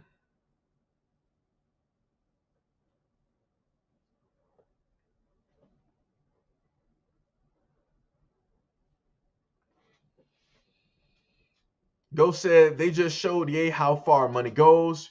You need solid numbers of moving as one. The problem still is Kanye might not have that $1 billion title, but he still has hundreds of millions of dollars.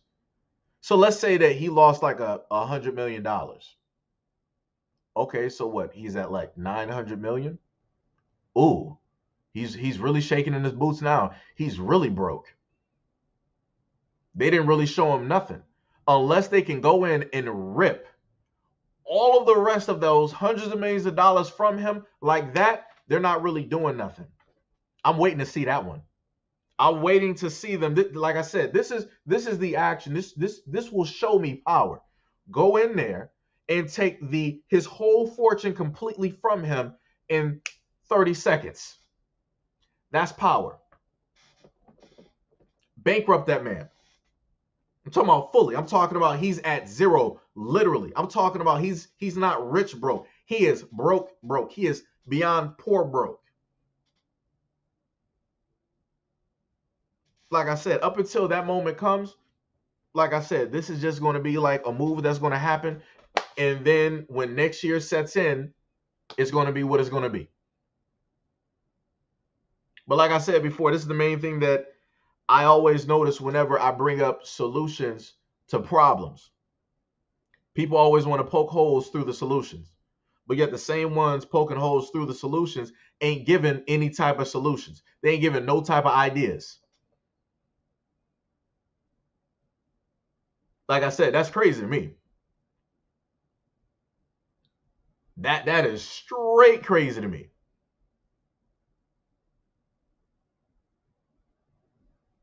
Like I said, if you can easily poke holes through any solution I have, you should have the most concrete. You should have a Batman plan. You should be prepared for any and everything, because you can roll through and basically poke holes through every single solution I got. You should have a Batman plan, Bruce. Nothing should be able. You should literally be prepared for every single thing. You should have a contingency plan.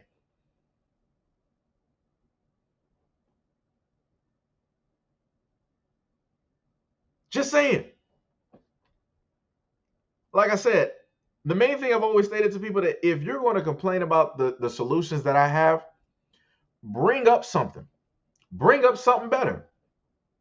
Because I've listed things every which way that it could possibly maybe be done, at least from the knowledge base that I have. But yet, people who critique me, I never see them bringing up anything that's plausible or that's greater than what I've stated. He was like, Ghostwalker said, I'm not knocking the ideas. I'm just saying what it is. Unless we show people different as one, then it's all talk. We just missed a moment standing by that dude. He wasn't the best candidate, but I'm just saying. That's what I'm saying then. All right, I got you. I got a solution right here. And this is one that's specifically for you.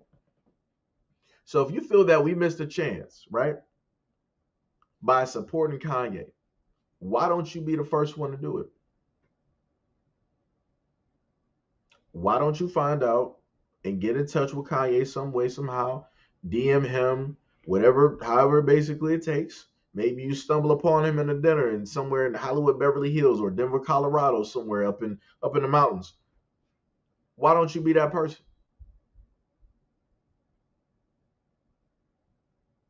Why don't you be the one to show people different? That's what I list to everybody. Whenever people, come through or critique me, I ask those people that if the things that I'm saying are not good enough, why don't you be the one to list the solutions? Why don't you be the one that's better than me to get the job done? Be the catalyst for the change. And every single time I list these things, people give me excuses on why it is that they can't, why it is that it's not going to work. I understand why you say it's not going to work, the stuff that I'm saying, but you're Batman, Bruce. You got contingency plans. So you're already 20, 30, 50, 100 steps ahead of everybody else because you can come through. Like you said, you're just telling it. You're saying what it is, right?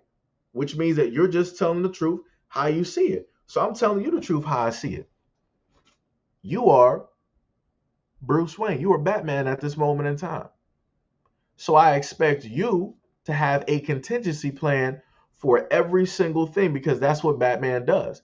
Batman is able to sit there in his chair and look at the back computer and just relax, look at multiple screens, and his mind is already working on 20 different plans, looking at 50 different screens.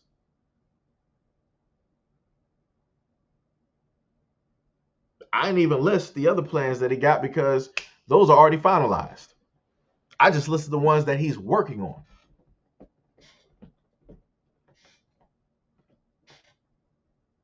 Like I said, that's all I ask for people. That's it. If you feel that my stuff is not the best, no problem. I can take that critique. But I expect you to be able to do better. That's what I expect. Carrie Life Forum said hospitals are not allowed to note how many females are treated for botched abortions. There are many moms and sisters who are RNs. Also stated that many females go to the ER for damages done by abortion clinics, but it is not reported. Like I said before, those are things that women don't know anything about because nobody's going to tell them. And specifically, nobody's going to tell black women. And this is the craziest part, right? I'm specifically trying to inform black women about abortions due to the fact that I know about the medical malpractice and the mistreatment of black women when it comes to the medical field. I got a page directly out of a book which basically states about black patients and how it is that doctors are supposed to treat them. They literally had every race up there and how they basically stated how each race is going to act and how you basically treat, their levels of pain and different stuff of that nature. And they specifically had black women up there. And it was one of the smallest lists up there. So me as a black man, I'm trying to show that I actually care. But like I said, that goes on deaf ears. So what is that girl's name? What is her name? I gotta actually go back to the comment section just to find. I gotta go back to this picture. What's this girl's name? Her name is K Brown. Yeah, so shout out to K Brown. Always, rolling up to those specific videos when I'm talking about black women, because that's the only leg that she got to stand on. Because when I bring up anything else, mouth ain't running like that. Mouth is always overflowing whenever I'm talking about black women, whenever I'm talking about abortions and all these other types of things. So when I listed abortion statistics about how many abortions black women get more than any other ethnicity, when I put up the information of the downsides, the long-term and the short-term effects, the negative effects of abortions, when I put up the fact that the mother and the father of Planned Parenthood and My Body, My Choice is that of a white woman, and that black women are doing the bidding of a white woman automatically like clockwork. Magically, I get told that all of my stuff is nonsensical it's whatever it is, it doesn't really matter. And this is when I consistently say in my videos, do black women actually care about other black women? Or do y'all only care about black women when it is that a black man decides to critique and try to hold black women accountable? Because that's the only time that I really, in a sense, get that. Right? So, like I said, I don't know what to tell people. Black women, y'all gonna have like I said earlier, y'all gonna have a very, very tough time in a very hard uphill battle. 2050 is going to hit, and it's going to come quick, fast, in a hurry. If you think that you are having a hard time finding a good, decent black man to get married to and to have kids with and to have that fairy tale with, oh, it's going to be pretty much damn near over when 2050 hits. Like I talked to people earlier about the Japanese population, how they were at 128 million, and now what were they at? 118? Were they at 118? Let me see. Let me go back to that. I think it was the world population, right? Yeah. Okay. So they are. That didn't show up before. You're using an ad blocker. Whatever. All right. We're gonna reload that. All right. Oh my God. Ad blocker again. Come on. Mess with me. All right. Just leave it. Just leave it. Just leave it. What? I didn't cut that off. All right. Refresh. It's crazy. All right. So at this moment in time, the Japanese population is at 123. At the height, Japan's population was 128 million. And that is due to the fact that nobody is trying to have kids. Nobody's trying to have kids. Nobody's trying to see each other. Nobody's really trying to get married and all of that good stuff. So if you want to look at the Japanese population, they got 123 million. We don't even got that much. We're not anywhere close to 100. So at the moment in time that you have, what was it, per birth? I think it was like 3. Let me just go to the numbers. I got to go back here again. Let me see. I got to go back here again. Black women have, let me see, U.S. women who obtained abortions in 2018, 33.6%, black women, 33.6%, or 21.2 abortions per 1,000 women, or 335 abortions per live births. Like I said, the numbers don't lie. Numbers don't lie. They also said, according to the CDC, like I said, y'all can look up anything that I'm saying. According to the CDC, 30% of abortions are done on non-Hispanic black mothers. So pretty soon, the same thing that Japan is facing, that's what the black community here in the United States is going to be facing. And that is due by way of the black women that are running platforms, that are consistently going out there and telling black women, stop having black boys. If you know that you're going to have a black boy, get rid of him. So like I said before, it's crazy.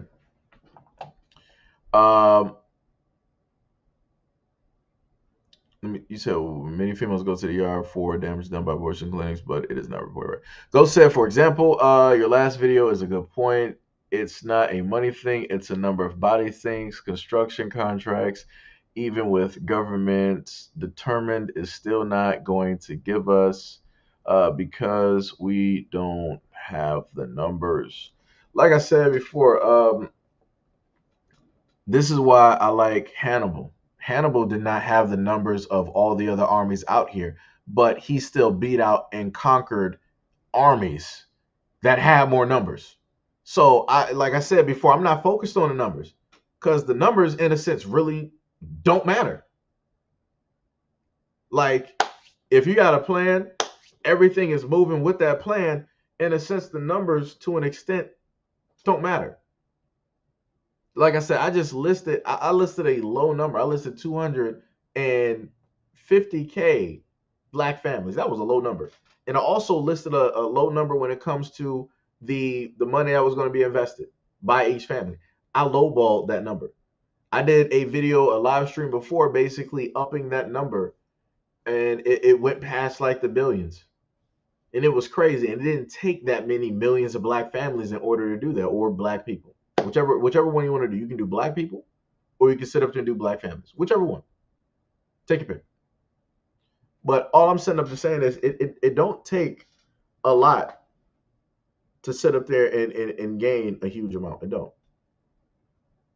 It don't. Like I said, even when it deals with like selling clothing and stuff, you can make a lot off of a little bit of people. Let me see something real quick. Let me just do that real quick. Let me just do that. Let me see.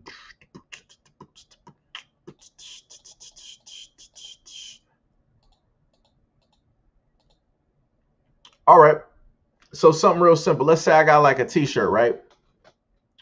And I'm selling that T-shirt for about like $60, and then I have 100,000 people buy that T-shirt for $60, right? 100,000 times 60. Like I said, somebody can correct me if I'm wrong. I'm a little bit sleepy, foggy, and all that, so maybe I might have did some miscalculations.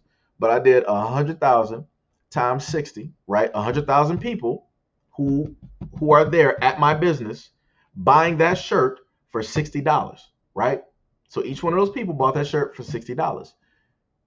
I put that into my calculator. They gave me $6 million. 100,000 people ain't a lot of people.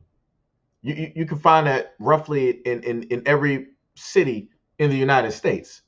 That's not a lot of people. Like this is what I'm getting at. This is what I'm getting at. One person can sit up there and have a product, sell it for $60, and make $6 million. You don't need large numbers in order to make a lot. You really don't. Like I said, that's that's all I'm saying.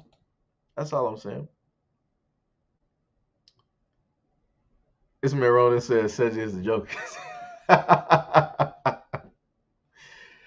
mean, I guess I believe in chaos. Yeah, chaos is great. Chaos is fun. Sometimes you just want to sit there and watch the city burn.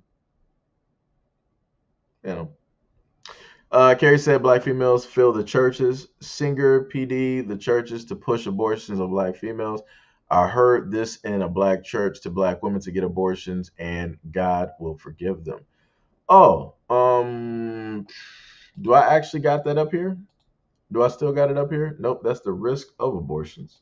Boop doop doop doop doop boop doop doop doop doop doop doop doop doop doop doop doop. I think I don't think I actually wrote it down, but I know that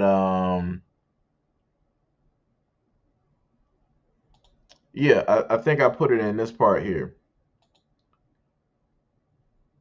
No, I ain't put it in that part. No, that's the wrong one. No. Cancel.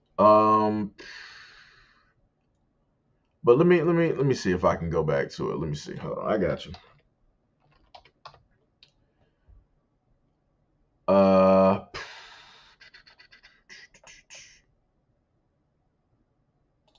Let me see if I can go back to it because I should have it highlighted. Let me see. Give me a quick second. Nope, it wasn't this one. I gotta go back.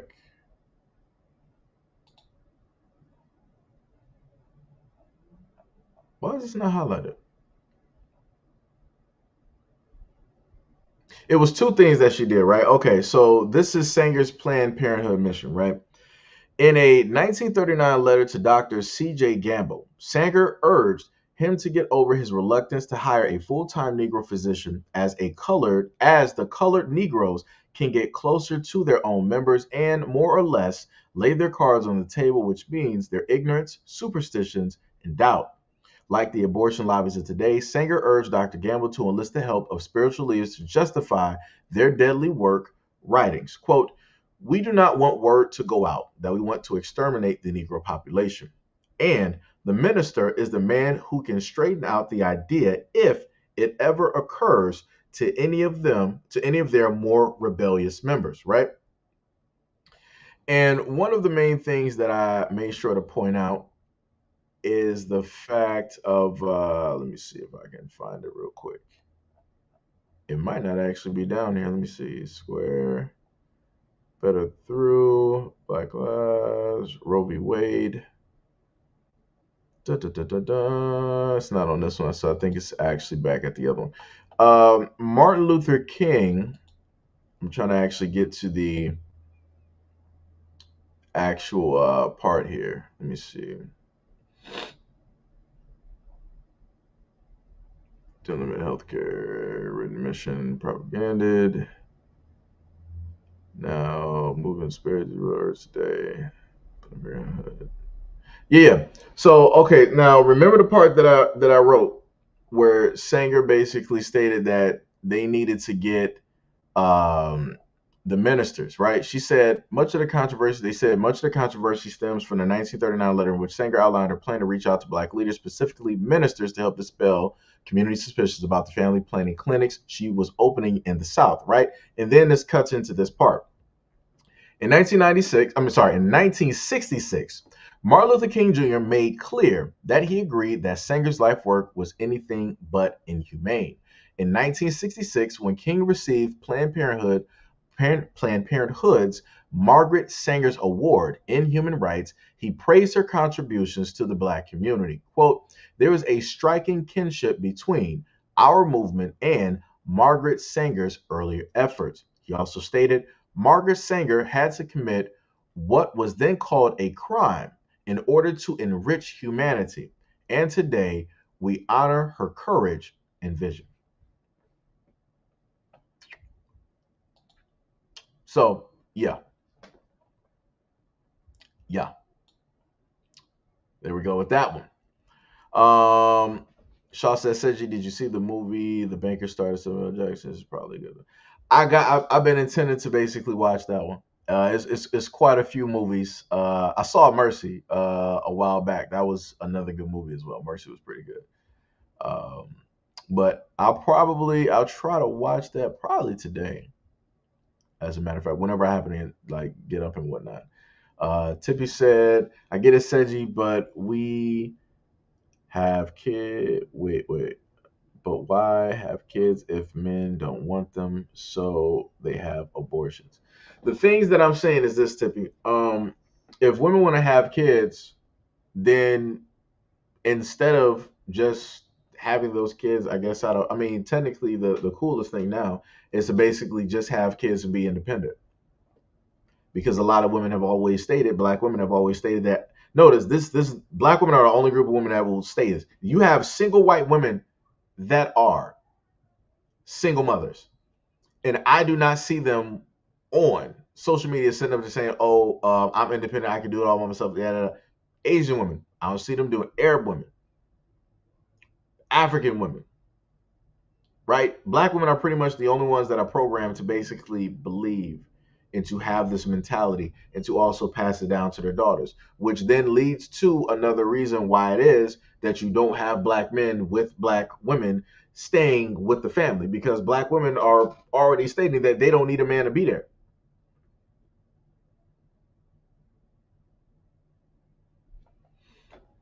But also, like I said before, you have a lot of decent dudes that are committed, that want to get married, or that want to be in a long-term relationship and that wants to have kids. But for whatever reason, you have a lot of Black women that don't seek those guys out because they're lame, they're boring, they're this, they're that. They're everything that their preference is not. That's the other issue. The third issue is you have a lot of Black women that just are not ready to receive that great, good guy that would treat them how it is that they should be treated, which is lovingly, respectfully, valued, and loved, and so on and so on and so on. Like I said before, a lot of Black women say the things that they want, but are you actually deserving of the thing that you are asking for? I can ask for $1 million right now, but do I actually deserve $1 million? What work have I put in What actions have I taken in order to get that blessing of $1 million? I haven't really done anything yet, right? So therefore, I know in my mind that I, in a sense, don't really deserve. I want and would love to have that $1 million, but I haven't done the initial work in order to really get that $1 million. Just like a lot of women have not really done that self work, that internal work, right? To love themselves in order to love another person, which means that if they don't love themselves, there's no way in hell that they're going to love that great man, which means that they don't deserve that great man that they are looking for. And a lot of women don't want to sit up there and understand that or listen to that.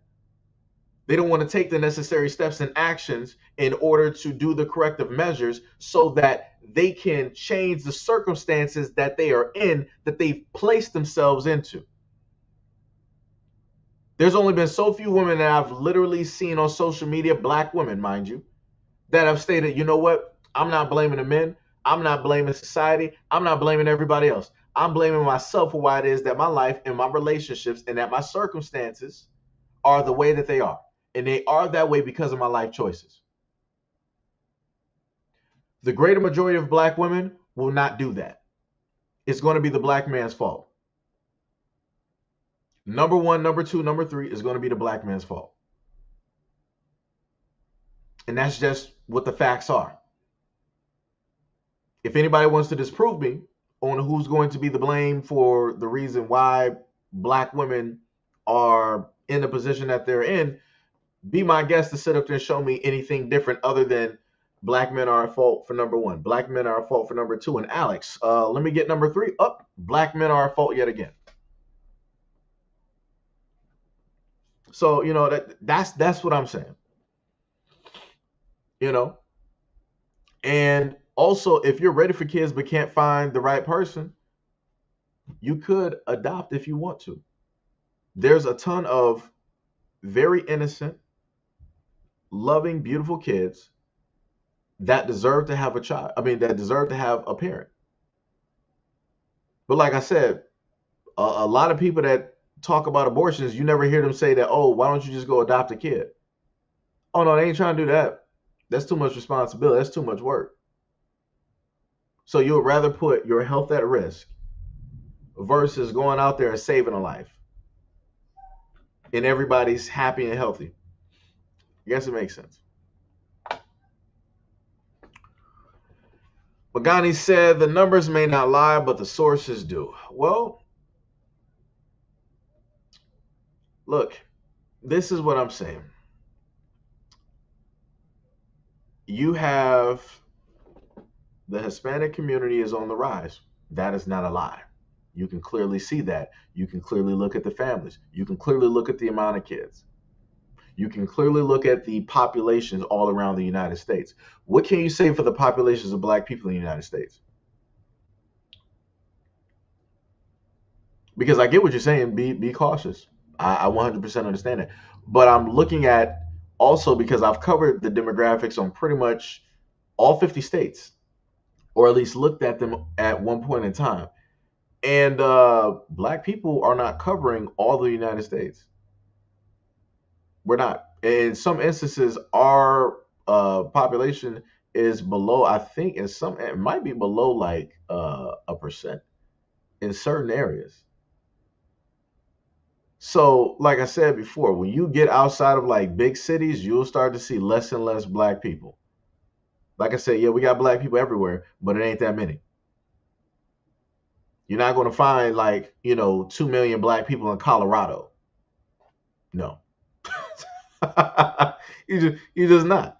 So, like I said before, if people have any type of issues with the information, then by all means, you can pull up your own sources, you can list your own numbers. But then somebody else is going to add, state the same thing. It's like, well, who are your sources? And, who are these people? And where specifically did they get their numbers? And where did those people get? Like I said, it'll just get into that whole thing of an endless loop of nothing actually being a real source because nobody knows where the information is really coming from.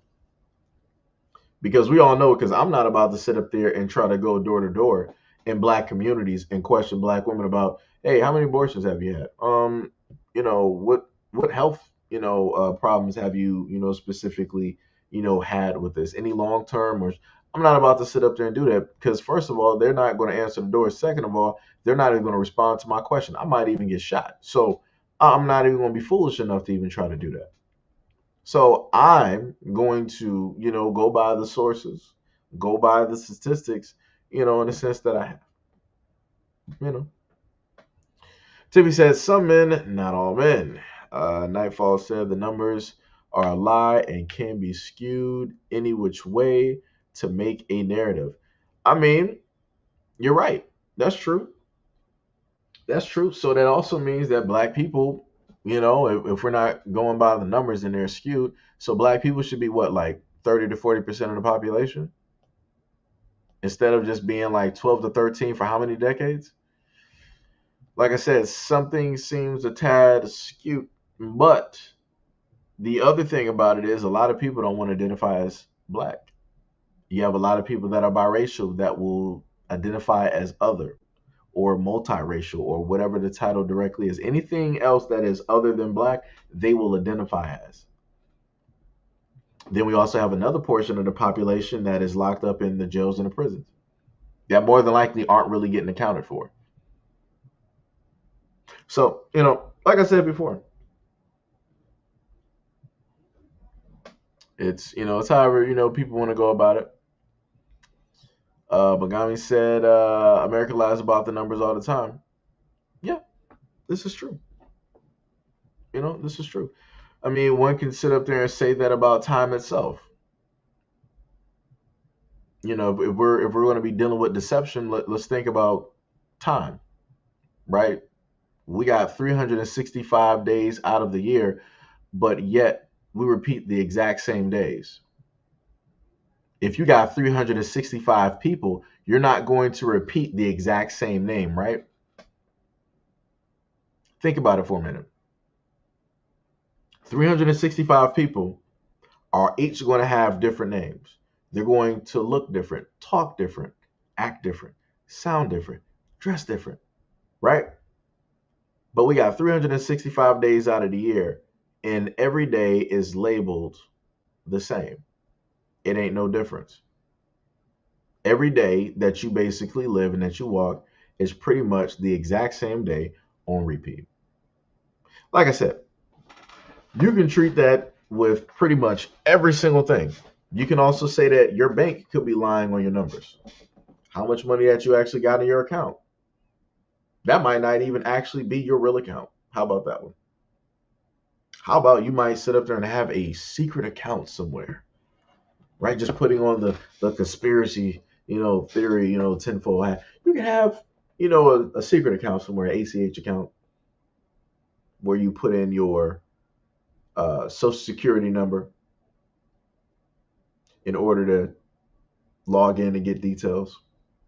And then after you sit up there and do that, once you find your actual bank, right? Not a Santander, not a Bank of America, Wells Fargo, or Chase. I'm talking about your actual federal bank, which your Social Security, is linked to. Once you sit up there and do that, and you enter in those numbers, and you technically get the first step of access, then they send you these decimals, right? So they in order to get full access, you have to be able to figure out what the decimals are. And they're going to send them specifically to your email. But the problem is you don't have the email associated with that account, even though that account is associated with your social security number. But like I said before, like I'm just stating, bullshit right now. Like I said, it's just like conspiracy theory, like bullshit. But like I said, you can pretty much put a lot of things to a lot of things, right? The whole system, everything that we figure is the actual truth is 100% a lie. History is a complete lie because somebody else wrote it and they hid the rest of it. Like I said, you're not going to tell me that for the most part that we are at the height of technology when in ancient times they were doing things that we still can't even explain. So that means that we have been dumbed down. Something took place to the point where everybody around the world, in a sense, had their minds wiped, and we were literally dumbed down all at once, or at least the mass majority of us were dumbed down, and here we are. People can't even figure out how the pyramids were built. We got all types of theories, like, oh yeah, they were it was UFOs. It was the giants from, the mountains, up there in the Middle East, that's, still there chained up. It was, some technology from, Atlantis. It's crazy. It's crazy. Like I said, everything is a lie. If you go back and look at some videos, you had some in the somewhere in the 1900s, before the 19, I think it might have been before the 1960s. I want to say, but somewhere earlier on, we had electric cars. So if we're gonna sit up there and say that, everything is a lie, then everything is a lie. But how much of that lie do we want to actually uncover and know the truth of? Because the moment in time that we start knowing the truth, then that will disrupt everything else that we know, love, and hold dear. That means that everything will start to fall apart, right? Everything will start to fall apart. So, what happens when things fall apart? That means chaos. And the powers that be are not going to allow chaos to take place unless they make chaos happen.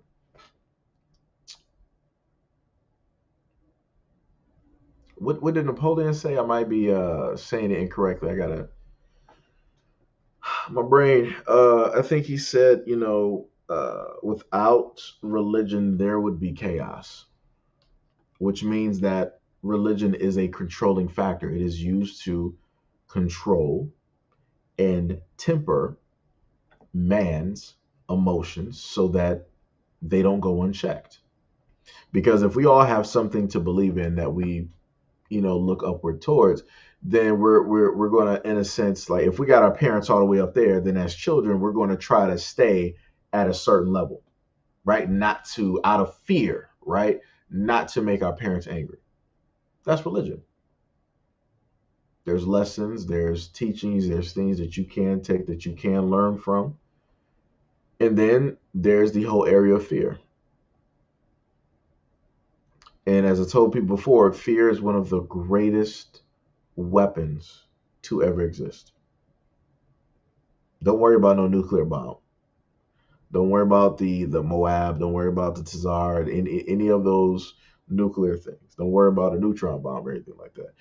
The greatest weapon that a human being can wield is fear.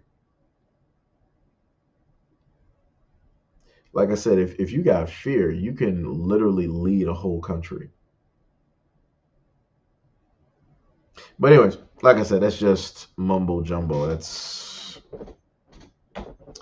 out there. Ronan said, I think there was a video of O'Shea Duke Jackson back at it again with the celebrity junk. About a black woman target in black men's sperm. I don't know. I target. Yeah, I think I know what you're talking about. I think I know what you're talking about. Nightfall said, amazing when it comes, right? Jews, Asians, and Hispanics. No one else ever bothers talking numbers. Yeah, it's true. I mean, the Jewish community is pretty much solid when it comes to their numbers in their community. The Asian community is pretty much solid, and well, the Asian community is. It depends on where they are. It depends. Japan is in a negative. South Korea, they're getting directly up there. South Korea or Korea in general. But basically, the Asian areas, yeah, they're going to be hitting negatives pretty soon. That's what's going to be happening. The Hispanic population, they are there. They are winning. Yes, they are up there. TB said PS6. That's not even out there yet. PS6 is probably gonna be like $1,200. Um, Nightfall said you can get 100K people between two NFL stadiums. Ooh, that's crazy. Every Sunday. That's crazy. That's crazy. But order takes work, right? Tippy said that was cold. I'm reading back the comments, so it's like this is like almost close to like 30 minutes ago, so I'm trying to catch up. I think Joker said that before. If you believe that, I have some ocean property in Tennessee to sell you. Oh yeah, Officer Haku in here. What is up, brother? Forgive me if I'm missing out on things. I'm working and I'm in chat at the same time. Nightfall says shirt sided LOL niggas. Oh, short sighted. Yeah. Margaret saying his nephew is BG himself. That's crazy. And if you ladies consider having kids with a plan. Ooh, that's cold. MLK should have never trusted the pale face. I mean, their history alone should have. Yeah, that's true. I don't agree with that mentality. I actually hate that. Exactly. Mixed feelings about MLK. Should shoot Seiji. Don't qualify for a good man, physically, mentally, and emotionally. No matter what. Black women are the only women that in the world that scream independence, but a black man is at fault for all of that wrong. Yeah, that's true. Tippy said, but the adoptive kids need both parents, male and female, not just one. No, no, no, no, no. Remember, Tippy, go to a lot of these. You know some of these platforms. You know the people I'm talking about. You know the people I'm talking about. Lady, I've been on IG, I've been on YouTube, TikTok, and wherever, in Twitter. I've seen black women all over all different colors from all different places. I'm talking about all different places because you got some of those from different places masquerading as Black American women, stating that Black American women need to basically have abortions. So you got people from all sides basically saying this. And the main common thing that I always hear from their mouths is that Black women are independent. They don't need the leadership of Black men. Black men cannot lead them. They don't want a Black husband. They wouldn't even listen to a Black husband even if they had one, because a Black man cannot tell them what to do, because they are the only ones that can tell themselves what to do. And yeah. So if I'm going by the words of the Black women that I see directly out here and the echo chambers that they have and the hundreds of thousands, if not millions of Black women that they have subscribing to their platforms wherever they are, and they're feeding directly into this, I'm going to believe what it is that I see Black women stating, because I don't really, in a sense, see fields of Black women, hundreds of thousands of Black women stating anything in reverse. I don't really see that. Like I said, you can get on television. Like I said, let me. Where's that video at? You got Stacey Abrams that was at a Lotto concert when the song "Pussy," right? Pussy, was playing. After the song ended, Stacey Abrams came out with a sign talking about abortion.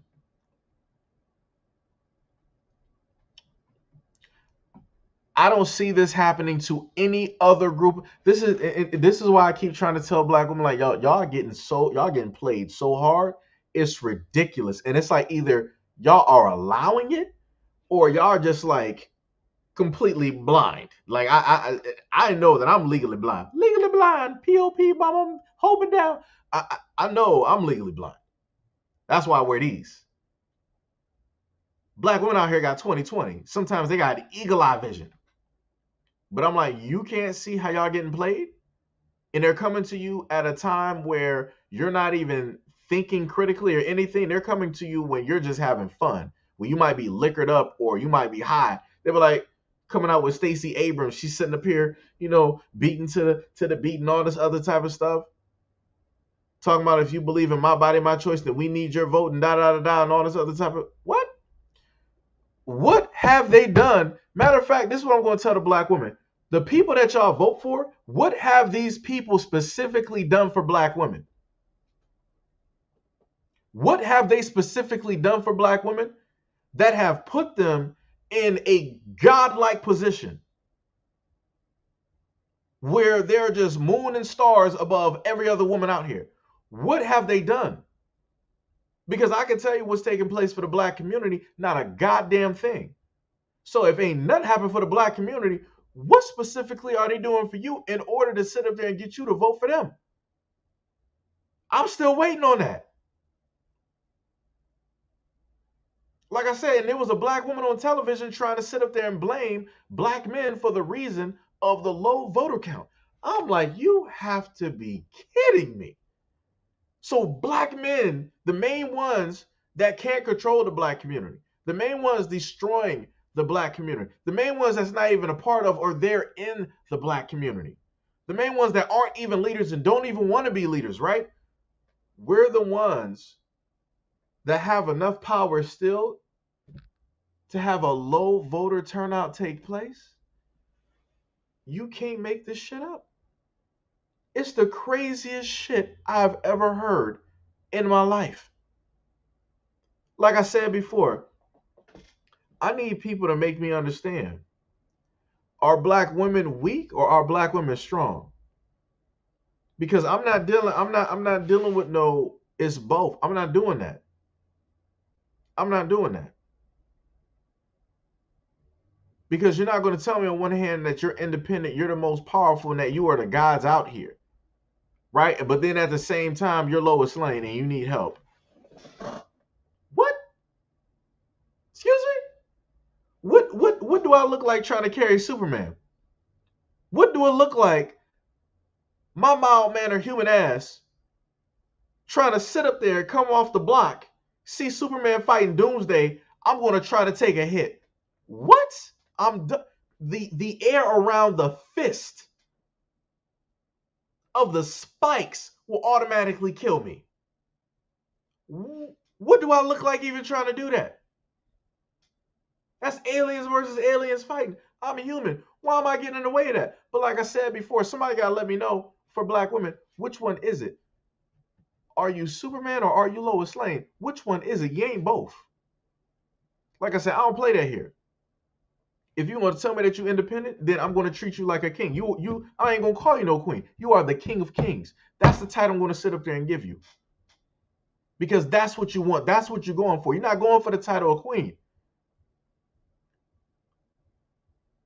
Like I said before, this is what happens when people want to sit up there and start dealing with all this stuff, talking about equality and all this other type of shit. Like I said, if you want to be a king, I'm going to treat you as such. I'm going to give you that title. Like I said, I sat up there and heard some women say I'm disrespectful for sitting up there calling them a nigga sometimes. I'm like, you call black men niggas all the time. So what's the difference? If I'm a nigga, you a nigga too. Equality. But like I said, when you sit up there and use that against people, now they want to sit up there, oh no, that's like, what are you doing? Like that.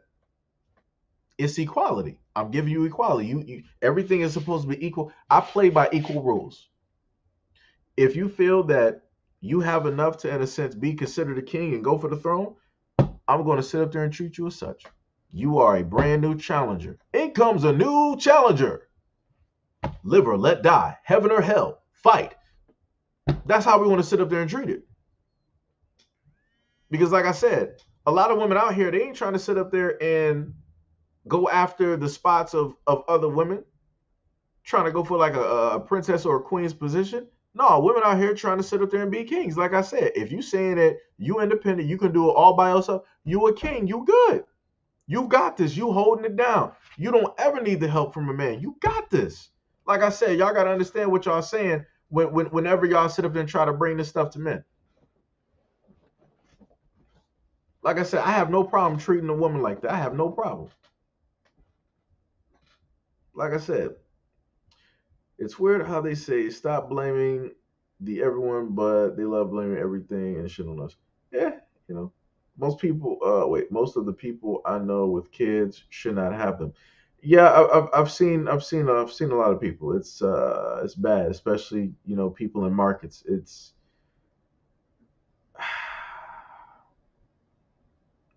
bad. Uh, Bangani said instead of kids, they should try a plant first. If they keep the plant alive for years, then try a kitty. If that too is succeed, then try a kid. Yeah, that's true.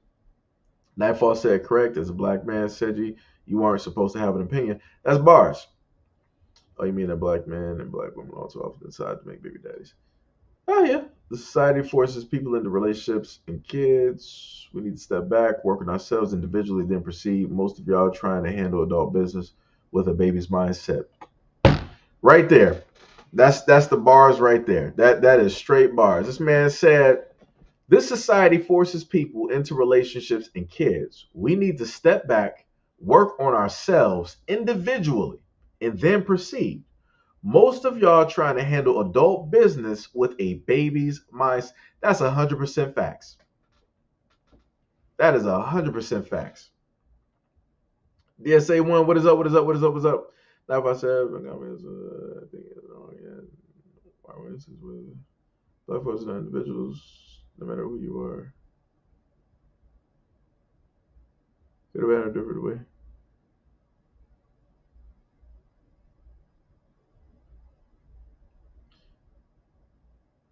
No, Nightfall. I think this is what Bunga. I understand what he said. This is what he's saying, right? The main thing that I've stated to people like this, right? Because I get what both of y'all are saying, but Bongami is basically stating that, yo, I'll just put it in a relationship standpoint, just to make it, pretty simple, straight across. If you have a broken individual, right, and they end up meeting another person that's not broken, that broken individual is going to now break that other individual. Hurt people, right? But if that hurt person stops after they're basically hurt, they're like, you know what? Let me not jump into a relationship. Let me figure out my causes, my problem, my weaknesses, and work on those. Let me figure out my strengths and strengthen those. Let me make myself a better person so that when I move forward and meet a person, I'm not going to break, hinder, or add weight or unnecessary weight and damage to that other person. That's what he's saying. That before a lot of people decide to have kids, yo, work on yourself first. Because a lot of us have a lot of work to do, right? Even as adults, a lot of us really still ain't in that, real adult, type of deal, type of, mode. So it's like a lot of us still need to like work on ourselves, but we refuse to because we want what we want instead of doing what it is that we need to do. So this is why we lack in certain areas, and this is why we fail on a lot of things. But I get what Nightfall is sitting up there saying. It's like, yo, everybody, we're not all individuals, we're a community and stuff like that. That is true. But as a community, because we have so many hurt individuals within that community that coexist in that community, this is why the community itself is hurt. Because those individuals that make up the community never stopped and spent time to think and reflect on their hurt and work and heal from that hurt and fix themselves and strengthen themselves before moving back out into and deciding to do whatever it is that they wanted to do. So, like I said, I get what both of y'all saying. Wait, y'all saw the situation with Eric Andrew at the airport? No.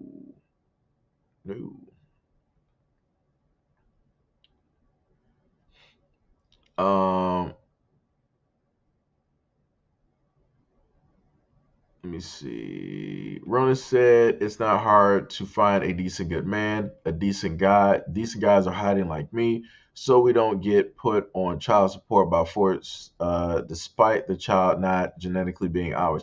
Like I said, if women believed in equality, then a lot of these laws dealing with family to courts and these child laws, then they would be completely, they would either be done for or they would actually be equal across the board. But women ain't about to do that because that's leverage. That's a leg up. Like I said, why would you, give up, your best way to win?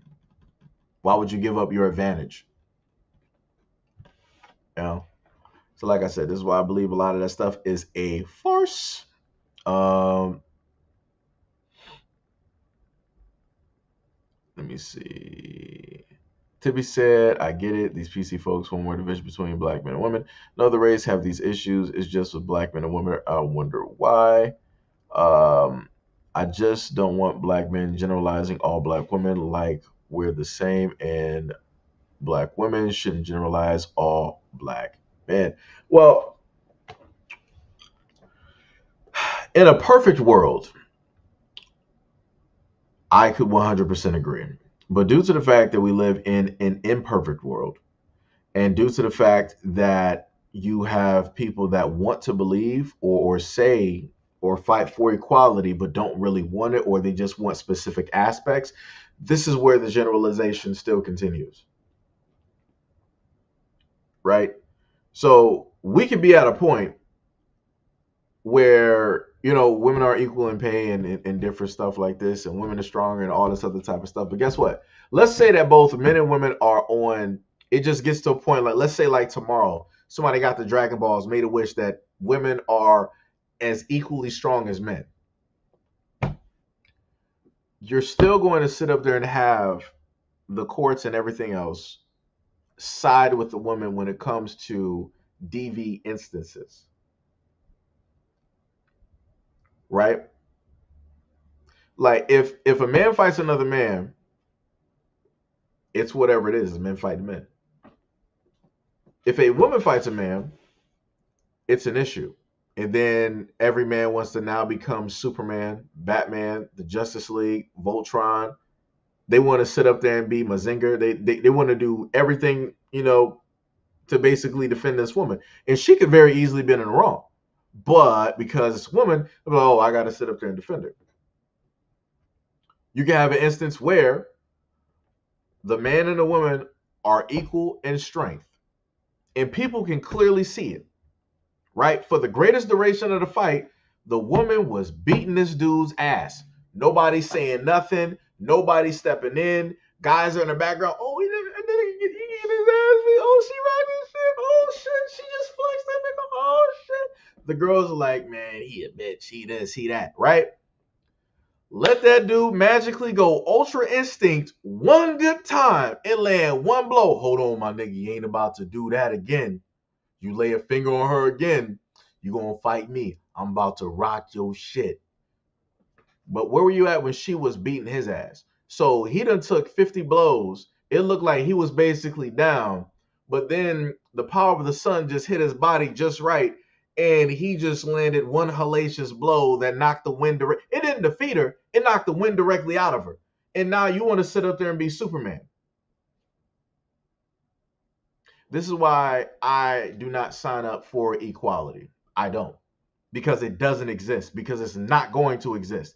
The same way that you see men step in to defend women when they're getting their ass beat by a dude, women are not going to step in on the streets and beat a woman's ass who is beating a man's ass. They're not going to do it. I've seen too many fights. Go to World Star. If you don't believe me, go to World Star. Look at all of the fights where a man or a boy is sitting up there fighting a girl. And look at guys sit up there and step in. Now look at the instances where women have. I remember one specific instance that was on World Star, right? Supposedly the situation went that the guy was married. He ended up cheating on his wife. The wife saw him walking in a market parking lot because she was searching for him. She literally ran him over with the car to the point where the back bumper came off after hitting his body. He was laying there unconscious. She got the bumper of that car that broke off, and she started hitting that unconscious black man on the ground. Not one man stepped in to stop her. Not one black woman stepped in to stop her. Like I said, this equality shit is bullshit. It's bullshit.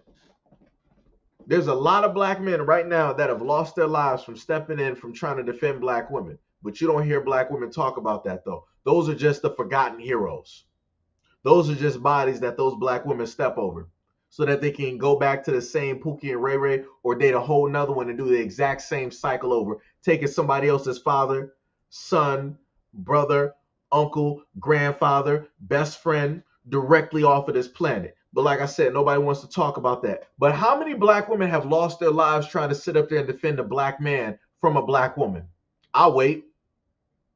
How many morgues are filled with those bodies? How many funeral arrangements have we had to sit up there and see? I'll wait. Like I said, equality is bullshit. When people tell me equality, that means everything is equal across the board. That means the good, the bad, the ugly. That means the same exact sentencing that men get, you get the exact same sentencing and time. Your tears as a woman are not going to sit up there and go to the judge and be like, yo, judge, I'm so sorry for what I did. I didn't mean to do this crime. I was emotional and I had chemical imbalances. I was going through postpartum distress and all this. I just recently had a baby and lost the baby and had an abortion and got pregnant again. And I sat up there and had a miscarriage twice. Nah. Your ass is still getting life in prison because you committed that crime. Don't nobody care about your chemical imbalance. Don't nobody care about you being an unstable creature. That's on you. Talk to God about that. You should have talked to your local doctor. Like I said before, it's like this is bullshit. It is bullshit. People say equality, but the same women asking for equality don't want to go 50-50 on a date or a dinner. What we talking about? You want equality, but you still say that the man should pay everything. What we talking about? You want equality, but the man has to still make more than you. What we talking about? You want equality, but the man still has to be taller and stronger than you. What we talking about? Like I said, like this is bullshit, man. This is straight bullshit. Straight bullshit. And before somebody's like, oh my God, this is him being misogynistic. He's trying to condone violence against women and all this. No, bro. No. And I use the terminology, bro, because I'm saying it with respect. Even if you are a woman, I'm using it as respect because you are a king. Because you are independent, you are self-sufficient, you are able to do it all on your own, all by yourself. So a king talking to another king. When kings go to war, kings go to war. It don't matter if you're disabled. It don't matter if you missing a leg, whatever it is.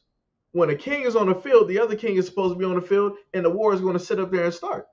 So that means that if you as a woman, king, going to sit up there and step up to a man, king, it is what it is. It's equal fitting. Y'all both got the same title, so what's the problem? You're not going to sit up there and say that, oh, you're not capable of fighting a man. You said that everything is equal. You said you wanted equality. So that means that if you as a woman, knowing the fact that everybody should keep their hands to themselves, you at no point in time should put your hands on a man, but you decide to sit up there and do it because y'all get emotional, y'all start arguing, y'all start doing all this finger pointing, getting in people's faces, smushing guys in their face, and you expect dudes not to sit up there and do nothing. But if a guy were to sit up there and do that, here comes the theatrics. He pushed you once. Oh my God. You sitting up there falling like it's 1945, like you just like running from like a killer. You trip over a log and you not broke your ankle. And now you're just trying to sit up there and just like crawl directly over to the exit. All types of theatrics. But yet everything is equal. We're supposed to be fighting for and upholding equality. Ain't shit equal out here. It's crazy. Crazy. Tim said, I get it, I understand, but black men can't say I'm not helping black women anymore because if you like that, other black men are out here with that same mindset with daughters and nieces. No. See, this is the difference. Black men are sitting up there saying that they're not helping random black women out here. Right? And I completely understand that. I get that. They're sitting up there saying that their lives, risking their lives potentially to help another directly out there, a black woman, is not worth it because the stakes are too high. Nine times out of 10, when a black dude steps out on a limb to sit up there and risk his life for a black woman, he gets his life ended. Are those black women going to the funeral? Are those black women paying for the medical bills? Are they sitting by his bedside while he's in a coma for like 5 to 10 years? Are they sitting back there raising his kids and visiting his kids every single day?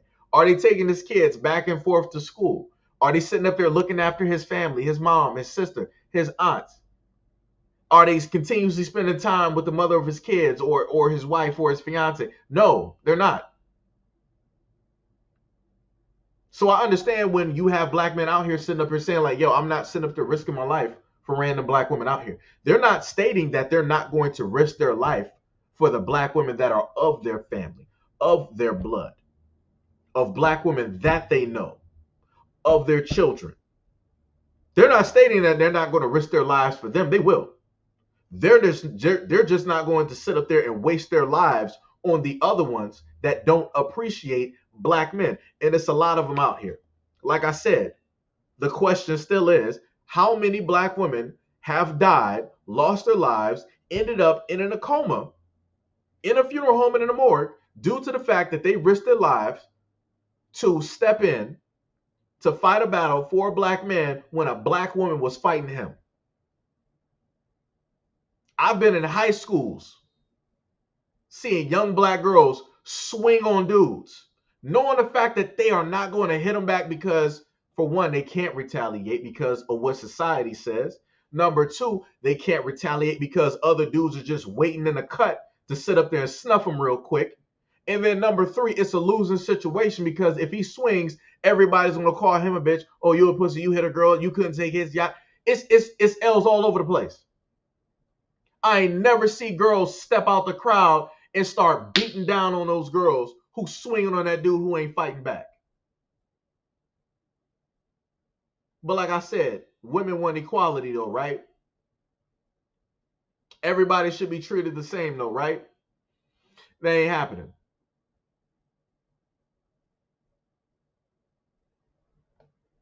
Like I said, everybody's like, yo, why is it white supremacy still here? Why would you give up a system that you built specifically for yourself and your people so that they can have a leg up over everybody else? Just like for women, why would women give up any type of advantage or leverage that they have over men? Family of the courts. Why would they dismantle that? Child support. Why would they dismantle that? Why? The belief that women are weaker. Why would they dismantle that? All of those are things that women can leverage and use against men at any point in time. A woman can sit up there and just be out in the street next to a dude, sit up there and yell sexual harassment or rape. That dude got a charge. Let me be next to a woman and yell that same thing. Everybody's looking at me like I'm playing for the other team. And then I'm not going to get I'm not going to get arrested because of what I said. I'm going to get arrested due to the fact that I'm causing issues in the public. I'm trying to cause chaos or whatever, they decide to say in laws or whatnot. That's what I'm going to get arrested for. So like I said, L's all over the place. But yet again, women talk about equality. Okay. All right. No. But Tippy, I agree. And I've listed some of those women. She said women do have channels acknowledging the men that do step up. It's just not a lot. Yeah, I've shown off some of those women that have those channels. There are quite a few. It's not a lot. There are more channels out here that hate black men than actually love black men. You have a lot more women that are subscribed to those channels that hate black men versus love black men.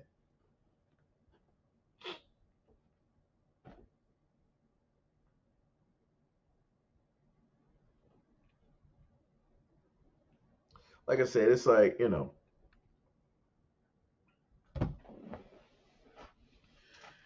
like I said, that's why I like Tippy being here. Can sit up here and have, like conversations, keep stuff going. You know, uh,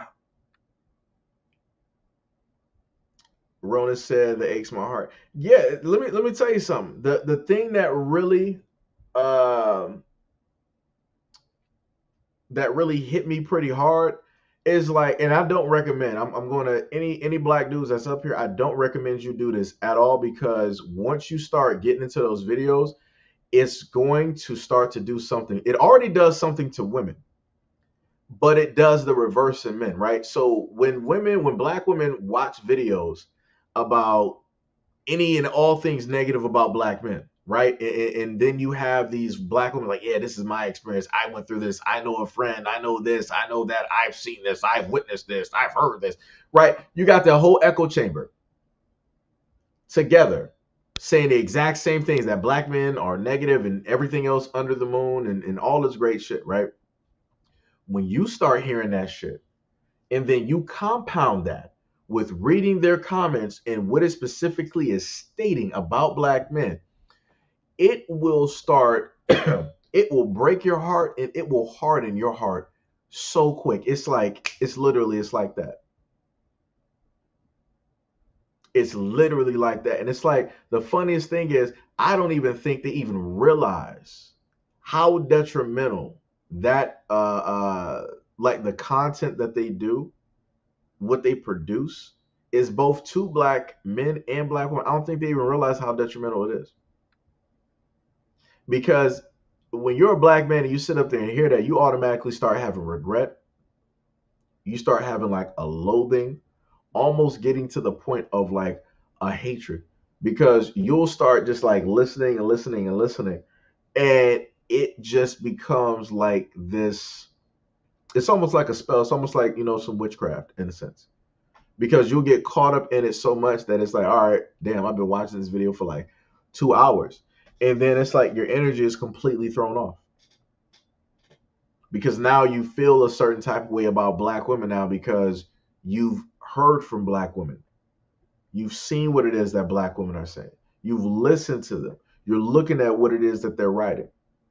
And now you're internalizing that. You're looking at it as like, yo, they just really hate me right now. It's like, yo, they just, like, black women just don't love me. They just hate me. And then from there, this is when you start having a lot of dudes that's like, yo, well, we don't fuck with black women. I'm about to sit up there and go elsewhere. I'm about to go do this. I'm about to do that. I'm about to be anywhere else but other than with, black women.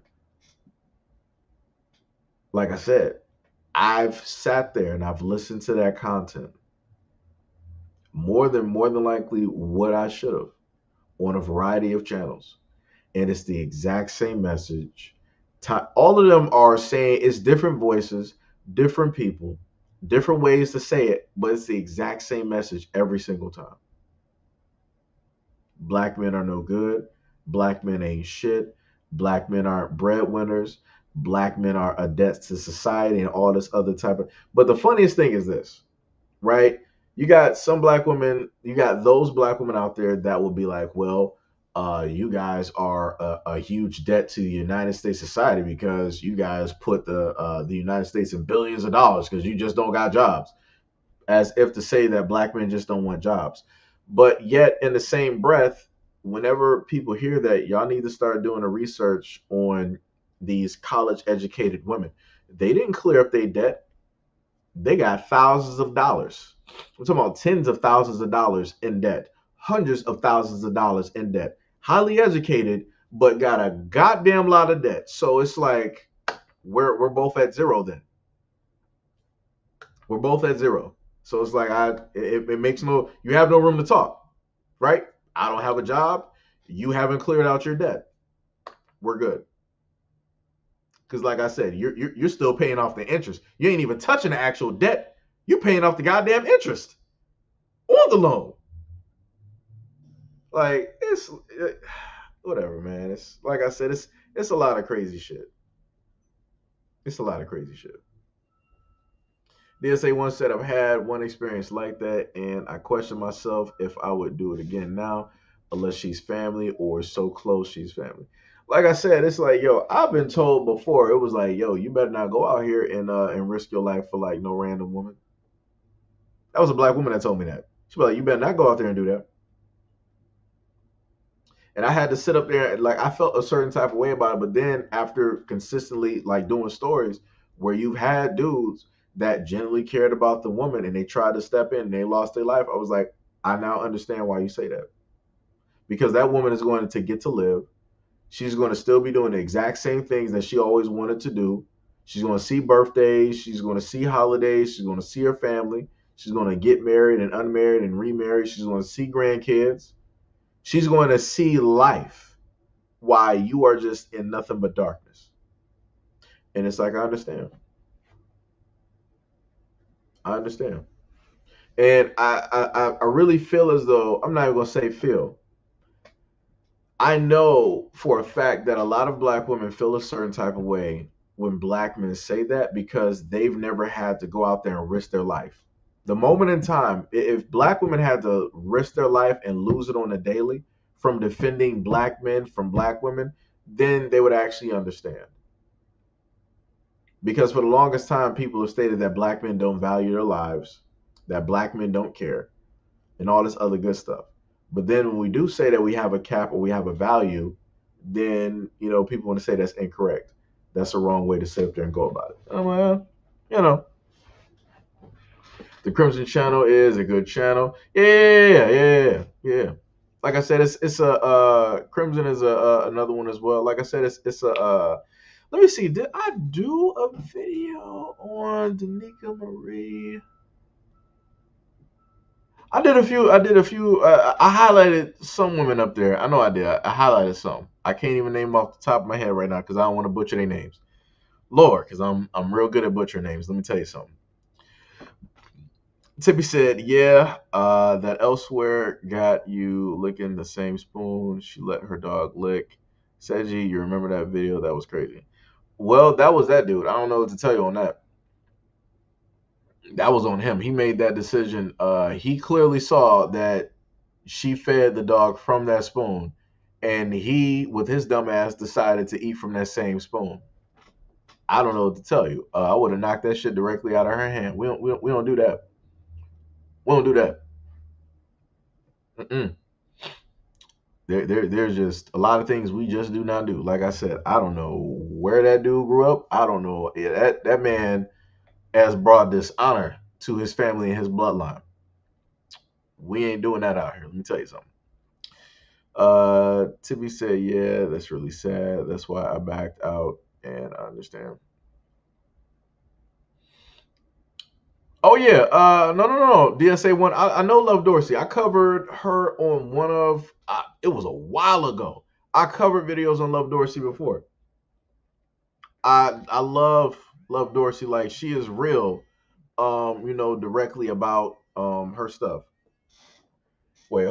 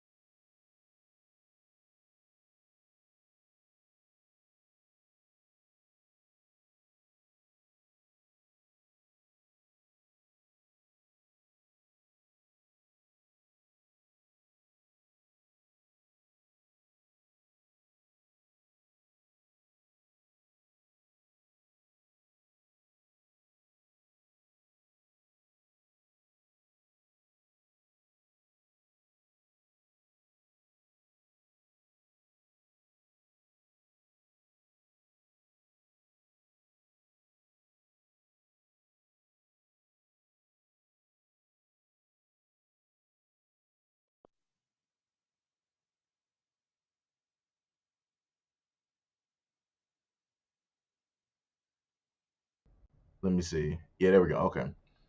Yeah, I had to unplug the what's the name real quick. Let me see.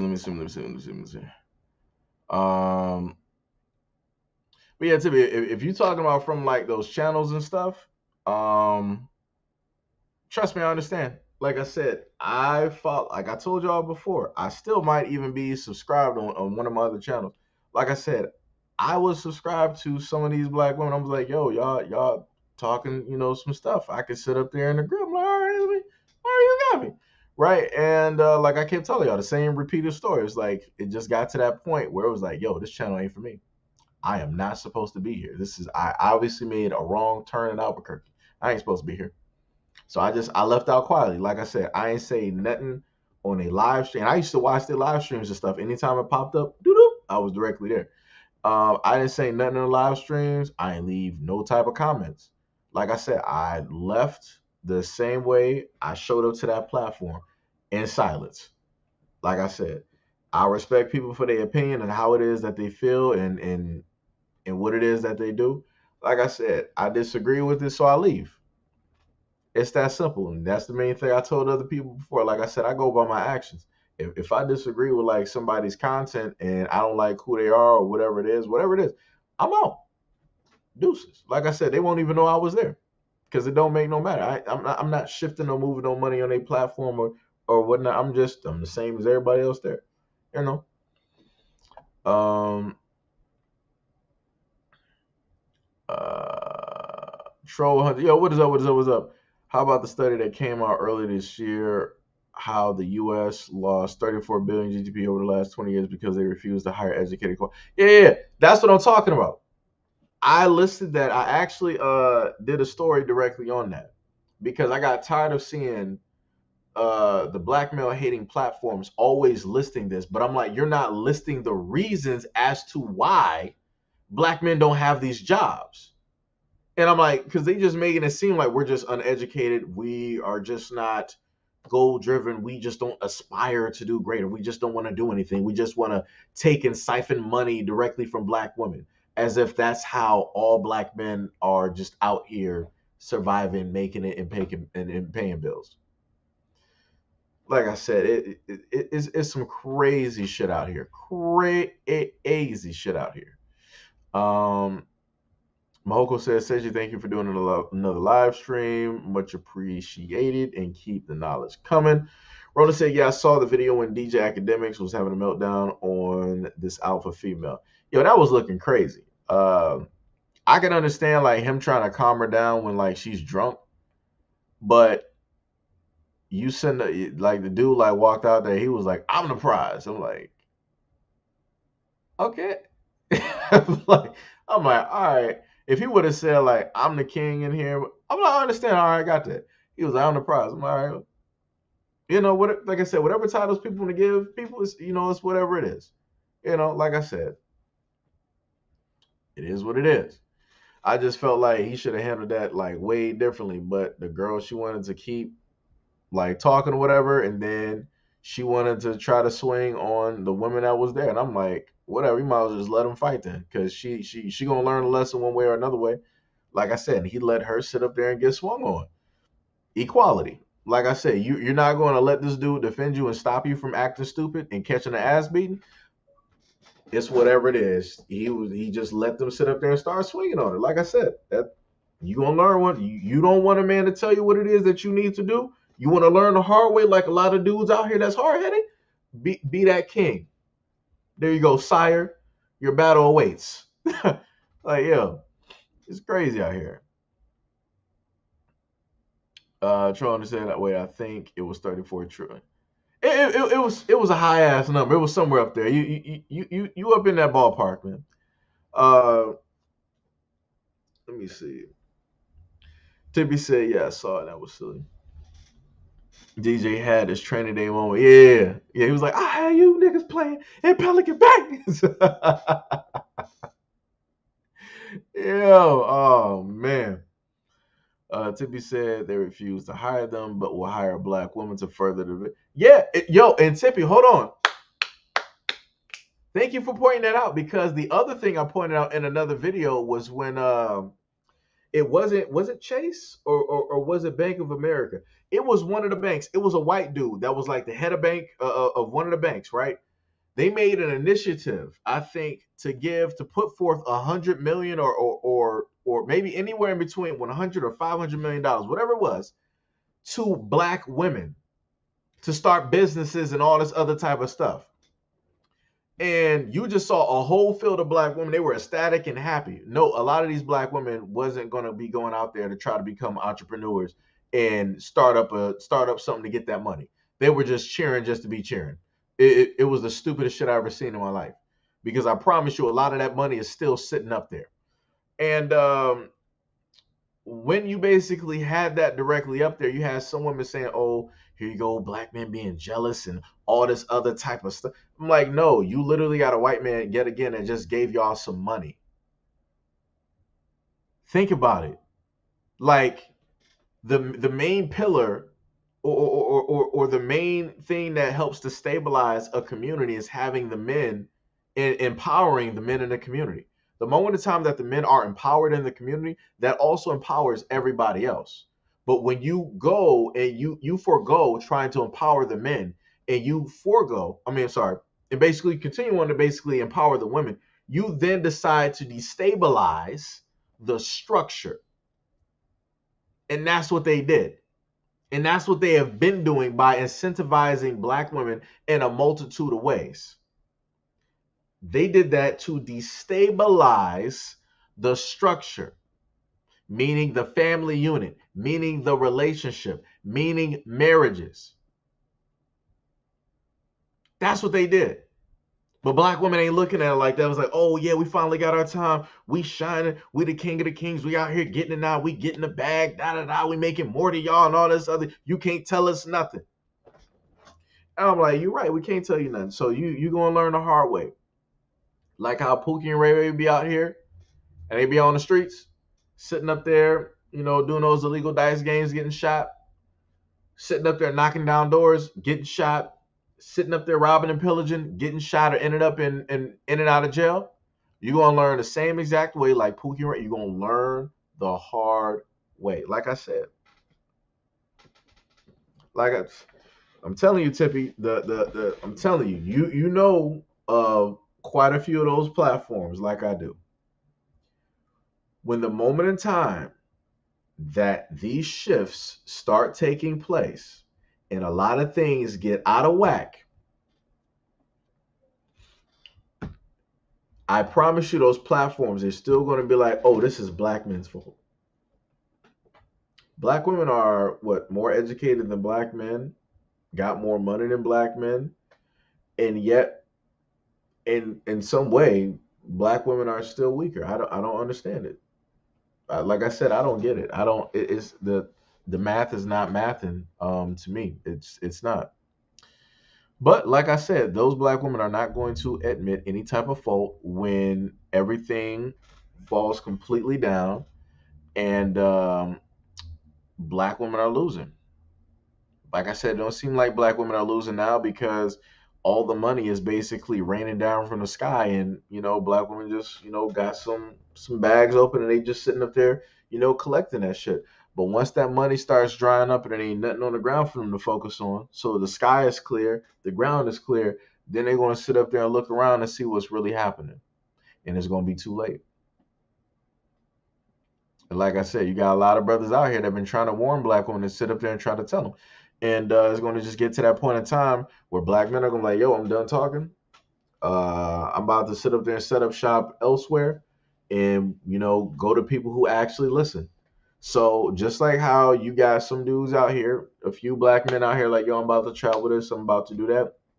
You're going to start seeing black men who normally are like, yo, I love the black community, the black family. You're going to start to see them start to pack up, and they just going to be going elsewhere where they're actually wanted, meaning that the messages that they have, they're just going to preach it to like other people. They're just going to switch the demographic. They're going to start talking to the Hispanic population. They're going to start talking to white people. They're going to start talking to the Asian. They're just not going to be speaking to black people no more. They're going to use the same uplifting message. They're just going to rewrite it and give it to other people, because the other nationalities would actually accept and love that message before black people in the black community. And that's 100% facts. So like I said before, I hope these black women are enjoying making, they hundreds of thousands or their tens of thousands directly off of YouTube, making these platforms and having all of this stuff running, how the algorithm is, running it for them and whatnot. The moment in time that stuff basically shifts, we'll see what they talking. We'll see what they talking.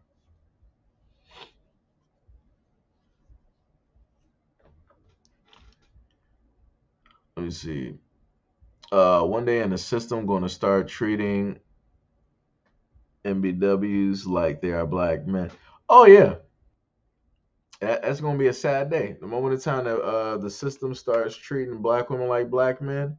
Oh, now some people will sit up there and say that black women already get that treatment because one, they're a woman. Number one, number two, they're black, and then it was another one because they're a minority. I forgot what it was, but some people were basically saying in a sense that's already happening, but it's not. The moment in time that you on a consistent basis will continuously see, black women being erased by police, then like I said, then you're gonna start to see some change. You'll start to see black women out here talking different. But like I said, black women ain't really out here losing their lives. They not stuff happens, of course. Within the community, stuff happens, but it's not on a scale where you're continuously basically seeing bodies just like piling up. You know how many sons have been dying on these streets? like like I said before, and that's not to sit up there and say that one is more important than the other, but I'm saying like, yo, we got people dying, but we got some dying more than others. We already don't really have a population of black men and young black boys, but those lives are continuously being extinguished every single day. But you know, Tiffany said, Seji, those other people don't like black men. Trust me, I know. I have heard and listened to these people talk. Like I said, I seen some of these people talk to Brother Umar Johnson. It's craziness. It's complete insanity listening to the words that they speak. And this is a dude that is for black women. He is body blocked. He is loved. He is cherished. He is respected. He is valued black women. He stands up for black women. Like that's a brother, regardless on however people feel about him when it comes to anything else that he's doing. When it comes to him showing forth his love and admiration and stuff for black women, by far, when I think about somebody, Umar Johnson is number one when it comes to that. Number one. And then to sit up there and see this brother, the same brother I've been seeing for years, preaching the exact same message of loving sisters, loving black women, and cherishing them and valuing them and respecting them. To sit up there and see the exact same one that he's talking about show up on a platform to basically attack him. Like I said, I don't got nothing to say. This is why I be sitting up there saying whatever happens, just happens. Like it gets to a point where you just start not to care because you get so desensitized by seeing the exact same things. Like I said, you got tons of black men out here that are leaders, that are great black men that can sit up there and lead, but you got black women that's like, no, I ain't gonna listen to you. You ain't my daddy. You ain't my boyfriend. You ain't my baby daddy. You ain't my husband. You ain't my fiance. You ain't my grandfather. Like it's like they talking as if they 8 years old or something. But these are grown ass women saying this shit. That's crazy. But Ronan said, for real though, and they believe money will save them. Yeah. Money can't buy your way into heaven though. So like I said, get it while you can. Go out here and do something strange. It ain't gonna get you into heaven though. Good luck. You can't take that money with you either. Good luck. DSA one said it is, but if that's what folks believe, Rona, it's not. Society helps people believe money is going to save them. Yeah, that's true. That's true. Tibby said those black men leaving the United States, go ahead and see how welcomed you are at another race of men's home. Yeah, a couple can go over there, but do y'all think they're going to let a lot of black men take their resources? Woman. Um, in a lot of depending on certain countries, like the men actually outnumber the women outnumber the men. So it's a little bit different when it comes to that. And then the other thing is that you got guys that will understand the fact that it's like, all right, I know potentially that this might not, work out. I know, some potential dangers and all this other. Like I said, a lot of those dudes, like, they're going over there to, in a sense, have fun. Like I said, the first time I even knew of travel, was like what Stella got her groove back. That was like, and that was when I was like young, right? And that was the first like movie I heard of, like somebody black in a sense traveling in order for sex, right? Because that's what Stella in a sense did. Stella got her groove back, right? So she went to the islands after, being in America and all this other type of stuff, whatnot, yada yada yada. She ended up going to the islands, meeting this dude, and they had like a fun time and all this other type of stuff. So for me, that was like the first instance of understanding people traveling for needs, right? So you got certain dudes out here that are traveling for certain needs. It's like it is what it is. Like I said, I've told black women, if you go out here and travel to Kansas and you're just meeting this random dude or whatever it is, don't be too shocked. I done talked about, you got the black women that be going over there to the to like Dubai, the Middle East, or whatever it is, for 10 grand, 15, 50, 20, whatever, or 100 grand, whatever it is, and doing despicable things with animals, children, and other adults. But like I said before, a lot of these women that's out here talking about, I'm getting the bag, I'm getting the bag, they're not telling you how specifically it is that they get in that bag, and some of the disgusting things that they have to do, and the demoralizing and the dehumanizing things that they have to do in order to get that money. Like a lot of people set up and stated, all money ain't good money. That's the difference. If a guy is going to travel, he can, in a sense, bring value to a woman, right? He was like, okay, well, I see you, I see what it is that you're doing. Well, this is what I'm doing. So, you got your stuff here, I got my stuff here. Let's get married, form this partnership, this business, and let's see what we can sit up there and do. Women can't go to another country and look at a dude and be like, all right, I'm already making my own bag and all this other type of stuff. I see you got some money. Let's get married. Women can't do that. Women don't initiate marriages. Y'all might sit up there, y'all could probably initiate a relationship and different stuff of that dynamic. When it comes to a marriage, only men sit up there and decide that. Women don't get on one knee to sit up there and propose to a man. They don't. Like I said, ain't no woman doing that to me. Like I said, to each their own. To each their own. That ain't happening to me. Let me tell you something.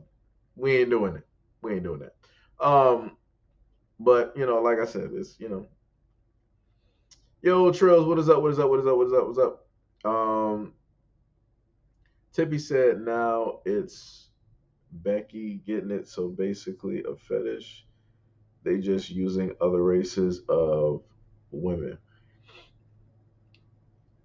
I mean, isn't that what people in a sense do? Right? Stereotypically, I already know why, a lot of other women want black guys. Black guys also know this as well, and black guys will feed directly into that stereotype in order to get what it is that they want. Like I said, it's a mutual interest. It's not anybody, both people are using each other. Those women are fetishizing those guys, and the black guys want to be with those women. It's a mutual arrangement, it's a mutual agreement. It's two adults. It's a business agreement. Like I said, it's I would say it's the same thing with black women, but black women are the ones being used because they're the only ones that get, something, that they're the only ones that don't get anything out of it. Like I said, black women can sit up there and be with any race of guys, but do those races of guys want to marry black women and bring them into their family? 9 times out of 10, no. 9 times out of 10, when black women are dating all of these other ethnicities, those other ethnicities are not trying to marry those black women and bring them home to their parents and their grandparents.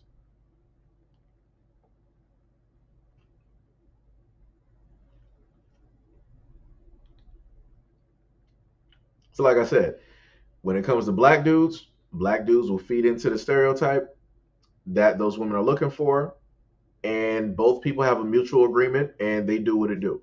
Black women, they're going out there with different ethnicities of men to try to find something better versus what they had so that they can get that happy ever after, that Cinderella fairy tale bullshit, and they end up broken.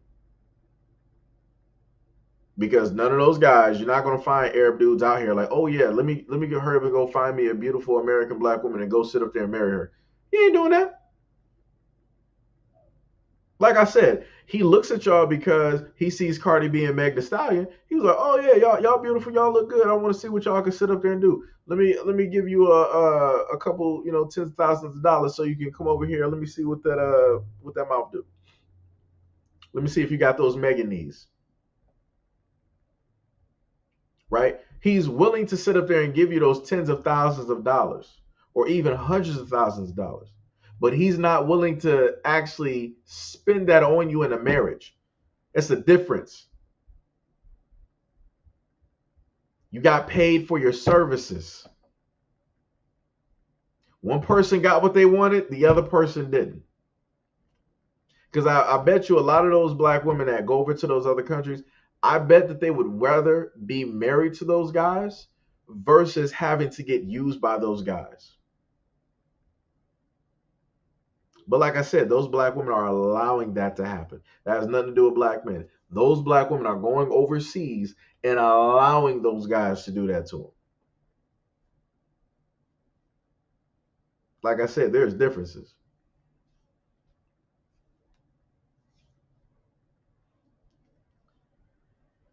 Tippy said, "Oh, I heard these silly stories as well. A black woman dating a white guy. Come to find out, he's a racist in the bedroom." Yeah, I covered a story just like that as well. And I'm like, I don't know what to tell you. Like I said, you got some dudes out here, they getting killed, they losing their lives, sitting up there being like, with the white girls. And then you got black women finding out that, their husband is a racist. I'm like, well, it is. You locked into this agreement, you know, racist for life. It's over. It's over. Like I said, that's what happens when you want to go for like a fairy tale. And like I said, let me just put out the quotations. I'm not excuse me. I'm not saying that every white guy is a racist, but it's a hell of a lot. And for whatever reason, you got just, black women just have the worst luck in just running into these guys. But like I said, some of the most racist ones really want to sit up there and be with black women. Let that sink in. Don't like black people, don't like the black community, but they really want to be with black women. And black women are like, okay. And I'm like,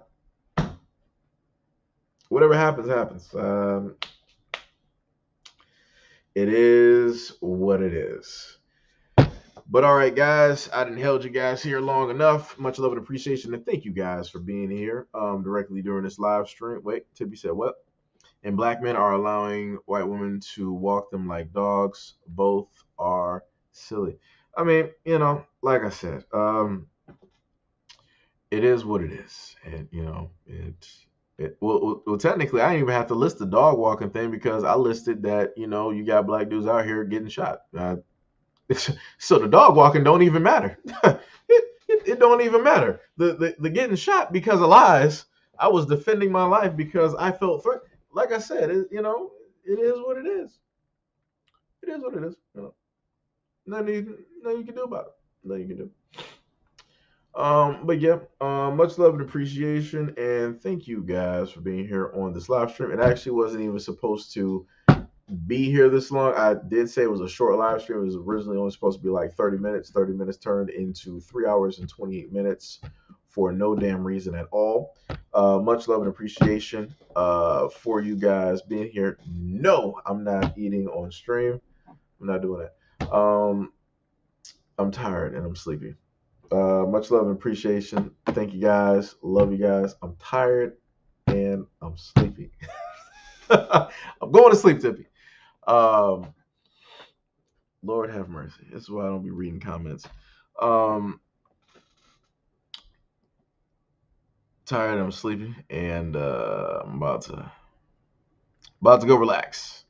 But you guys have a good rest of your work day, or if you're just getting off, I'm happy that you're home, safe and sound, the same way that you made it out of bed. Uh, go get something to eat, and everything of that sort. And then you got Officer Haku calling at the exact same time. So much love, appreciation, and peace out.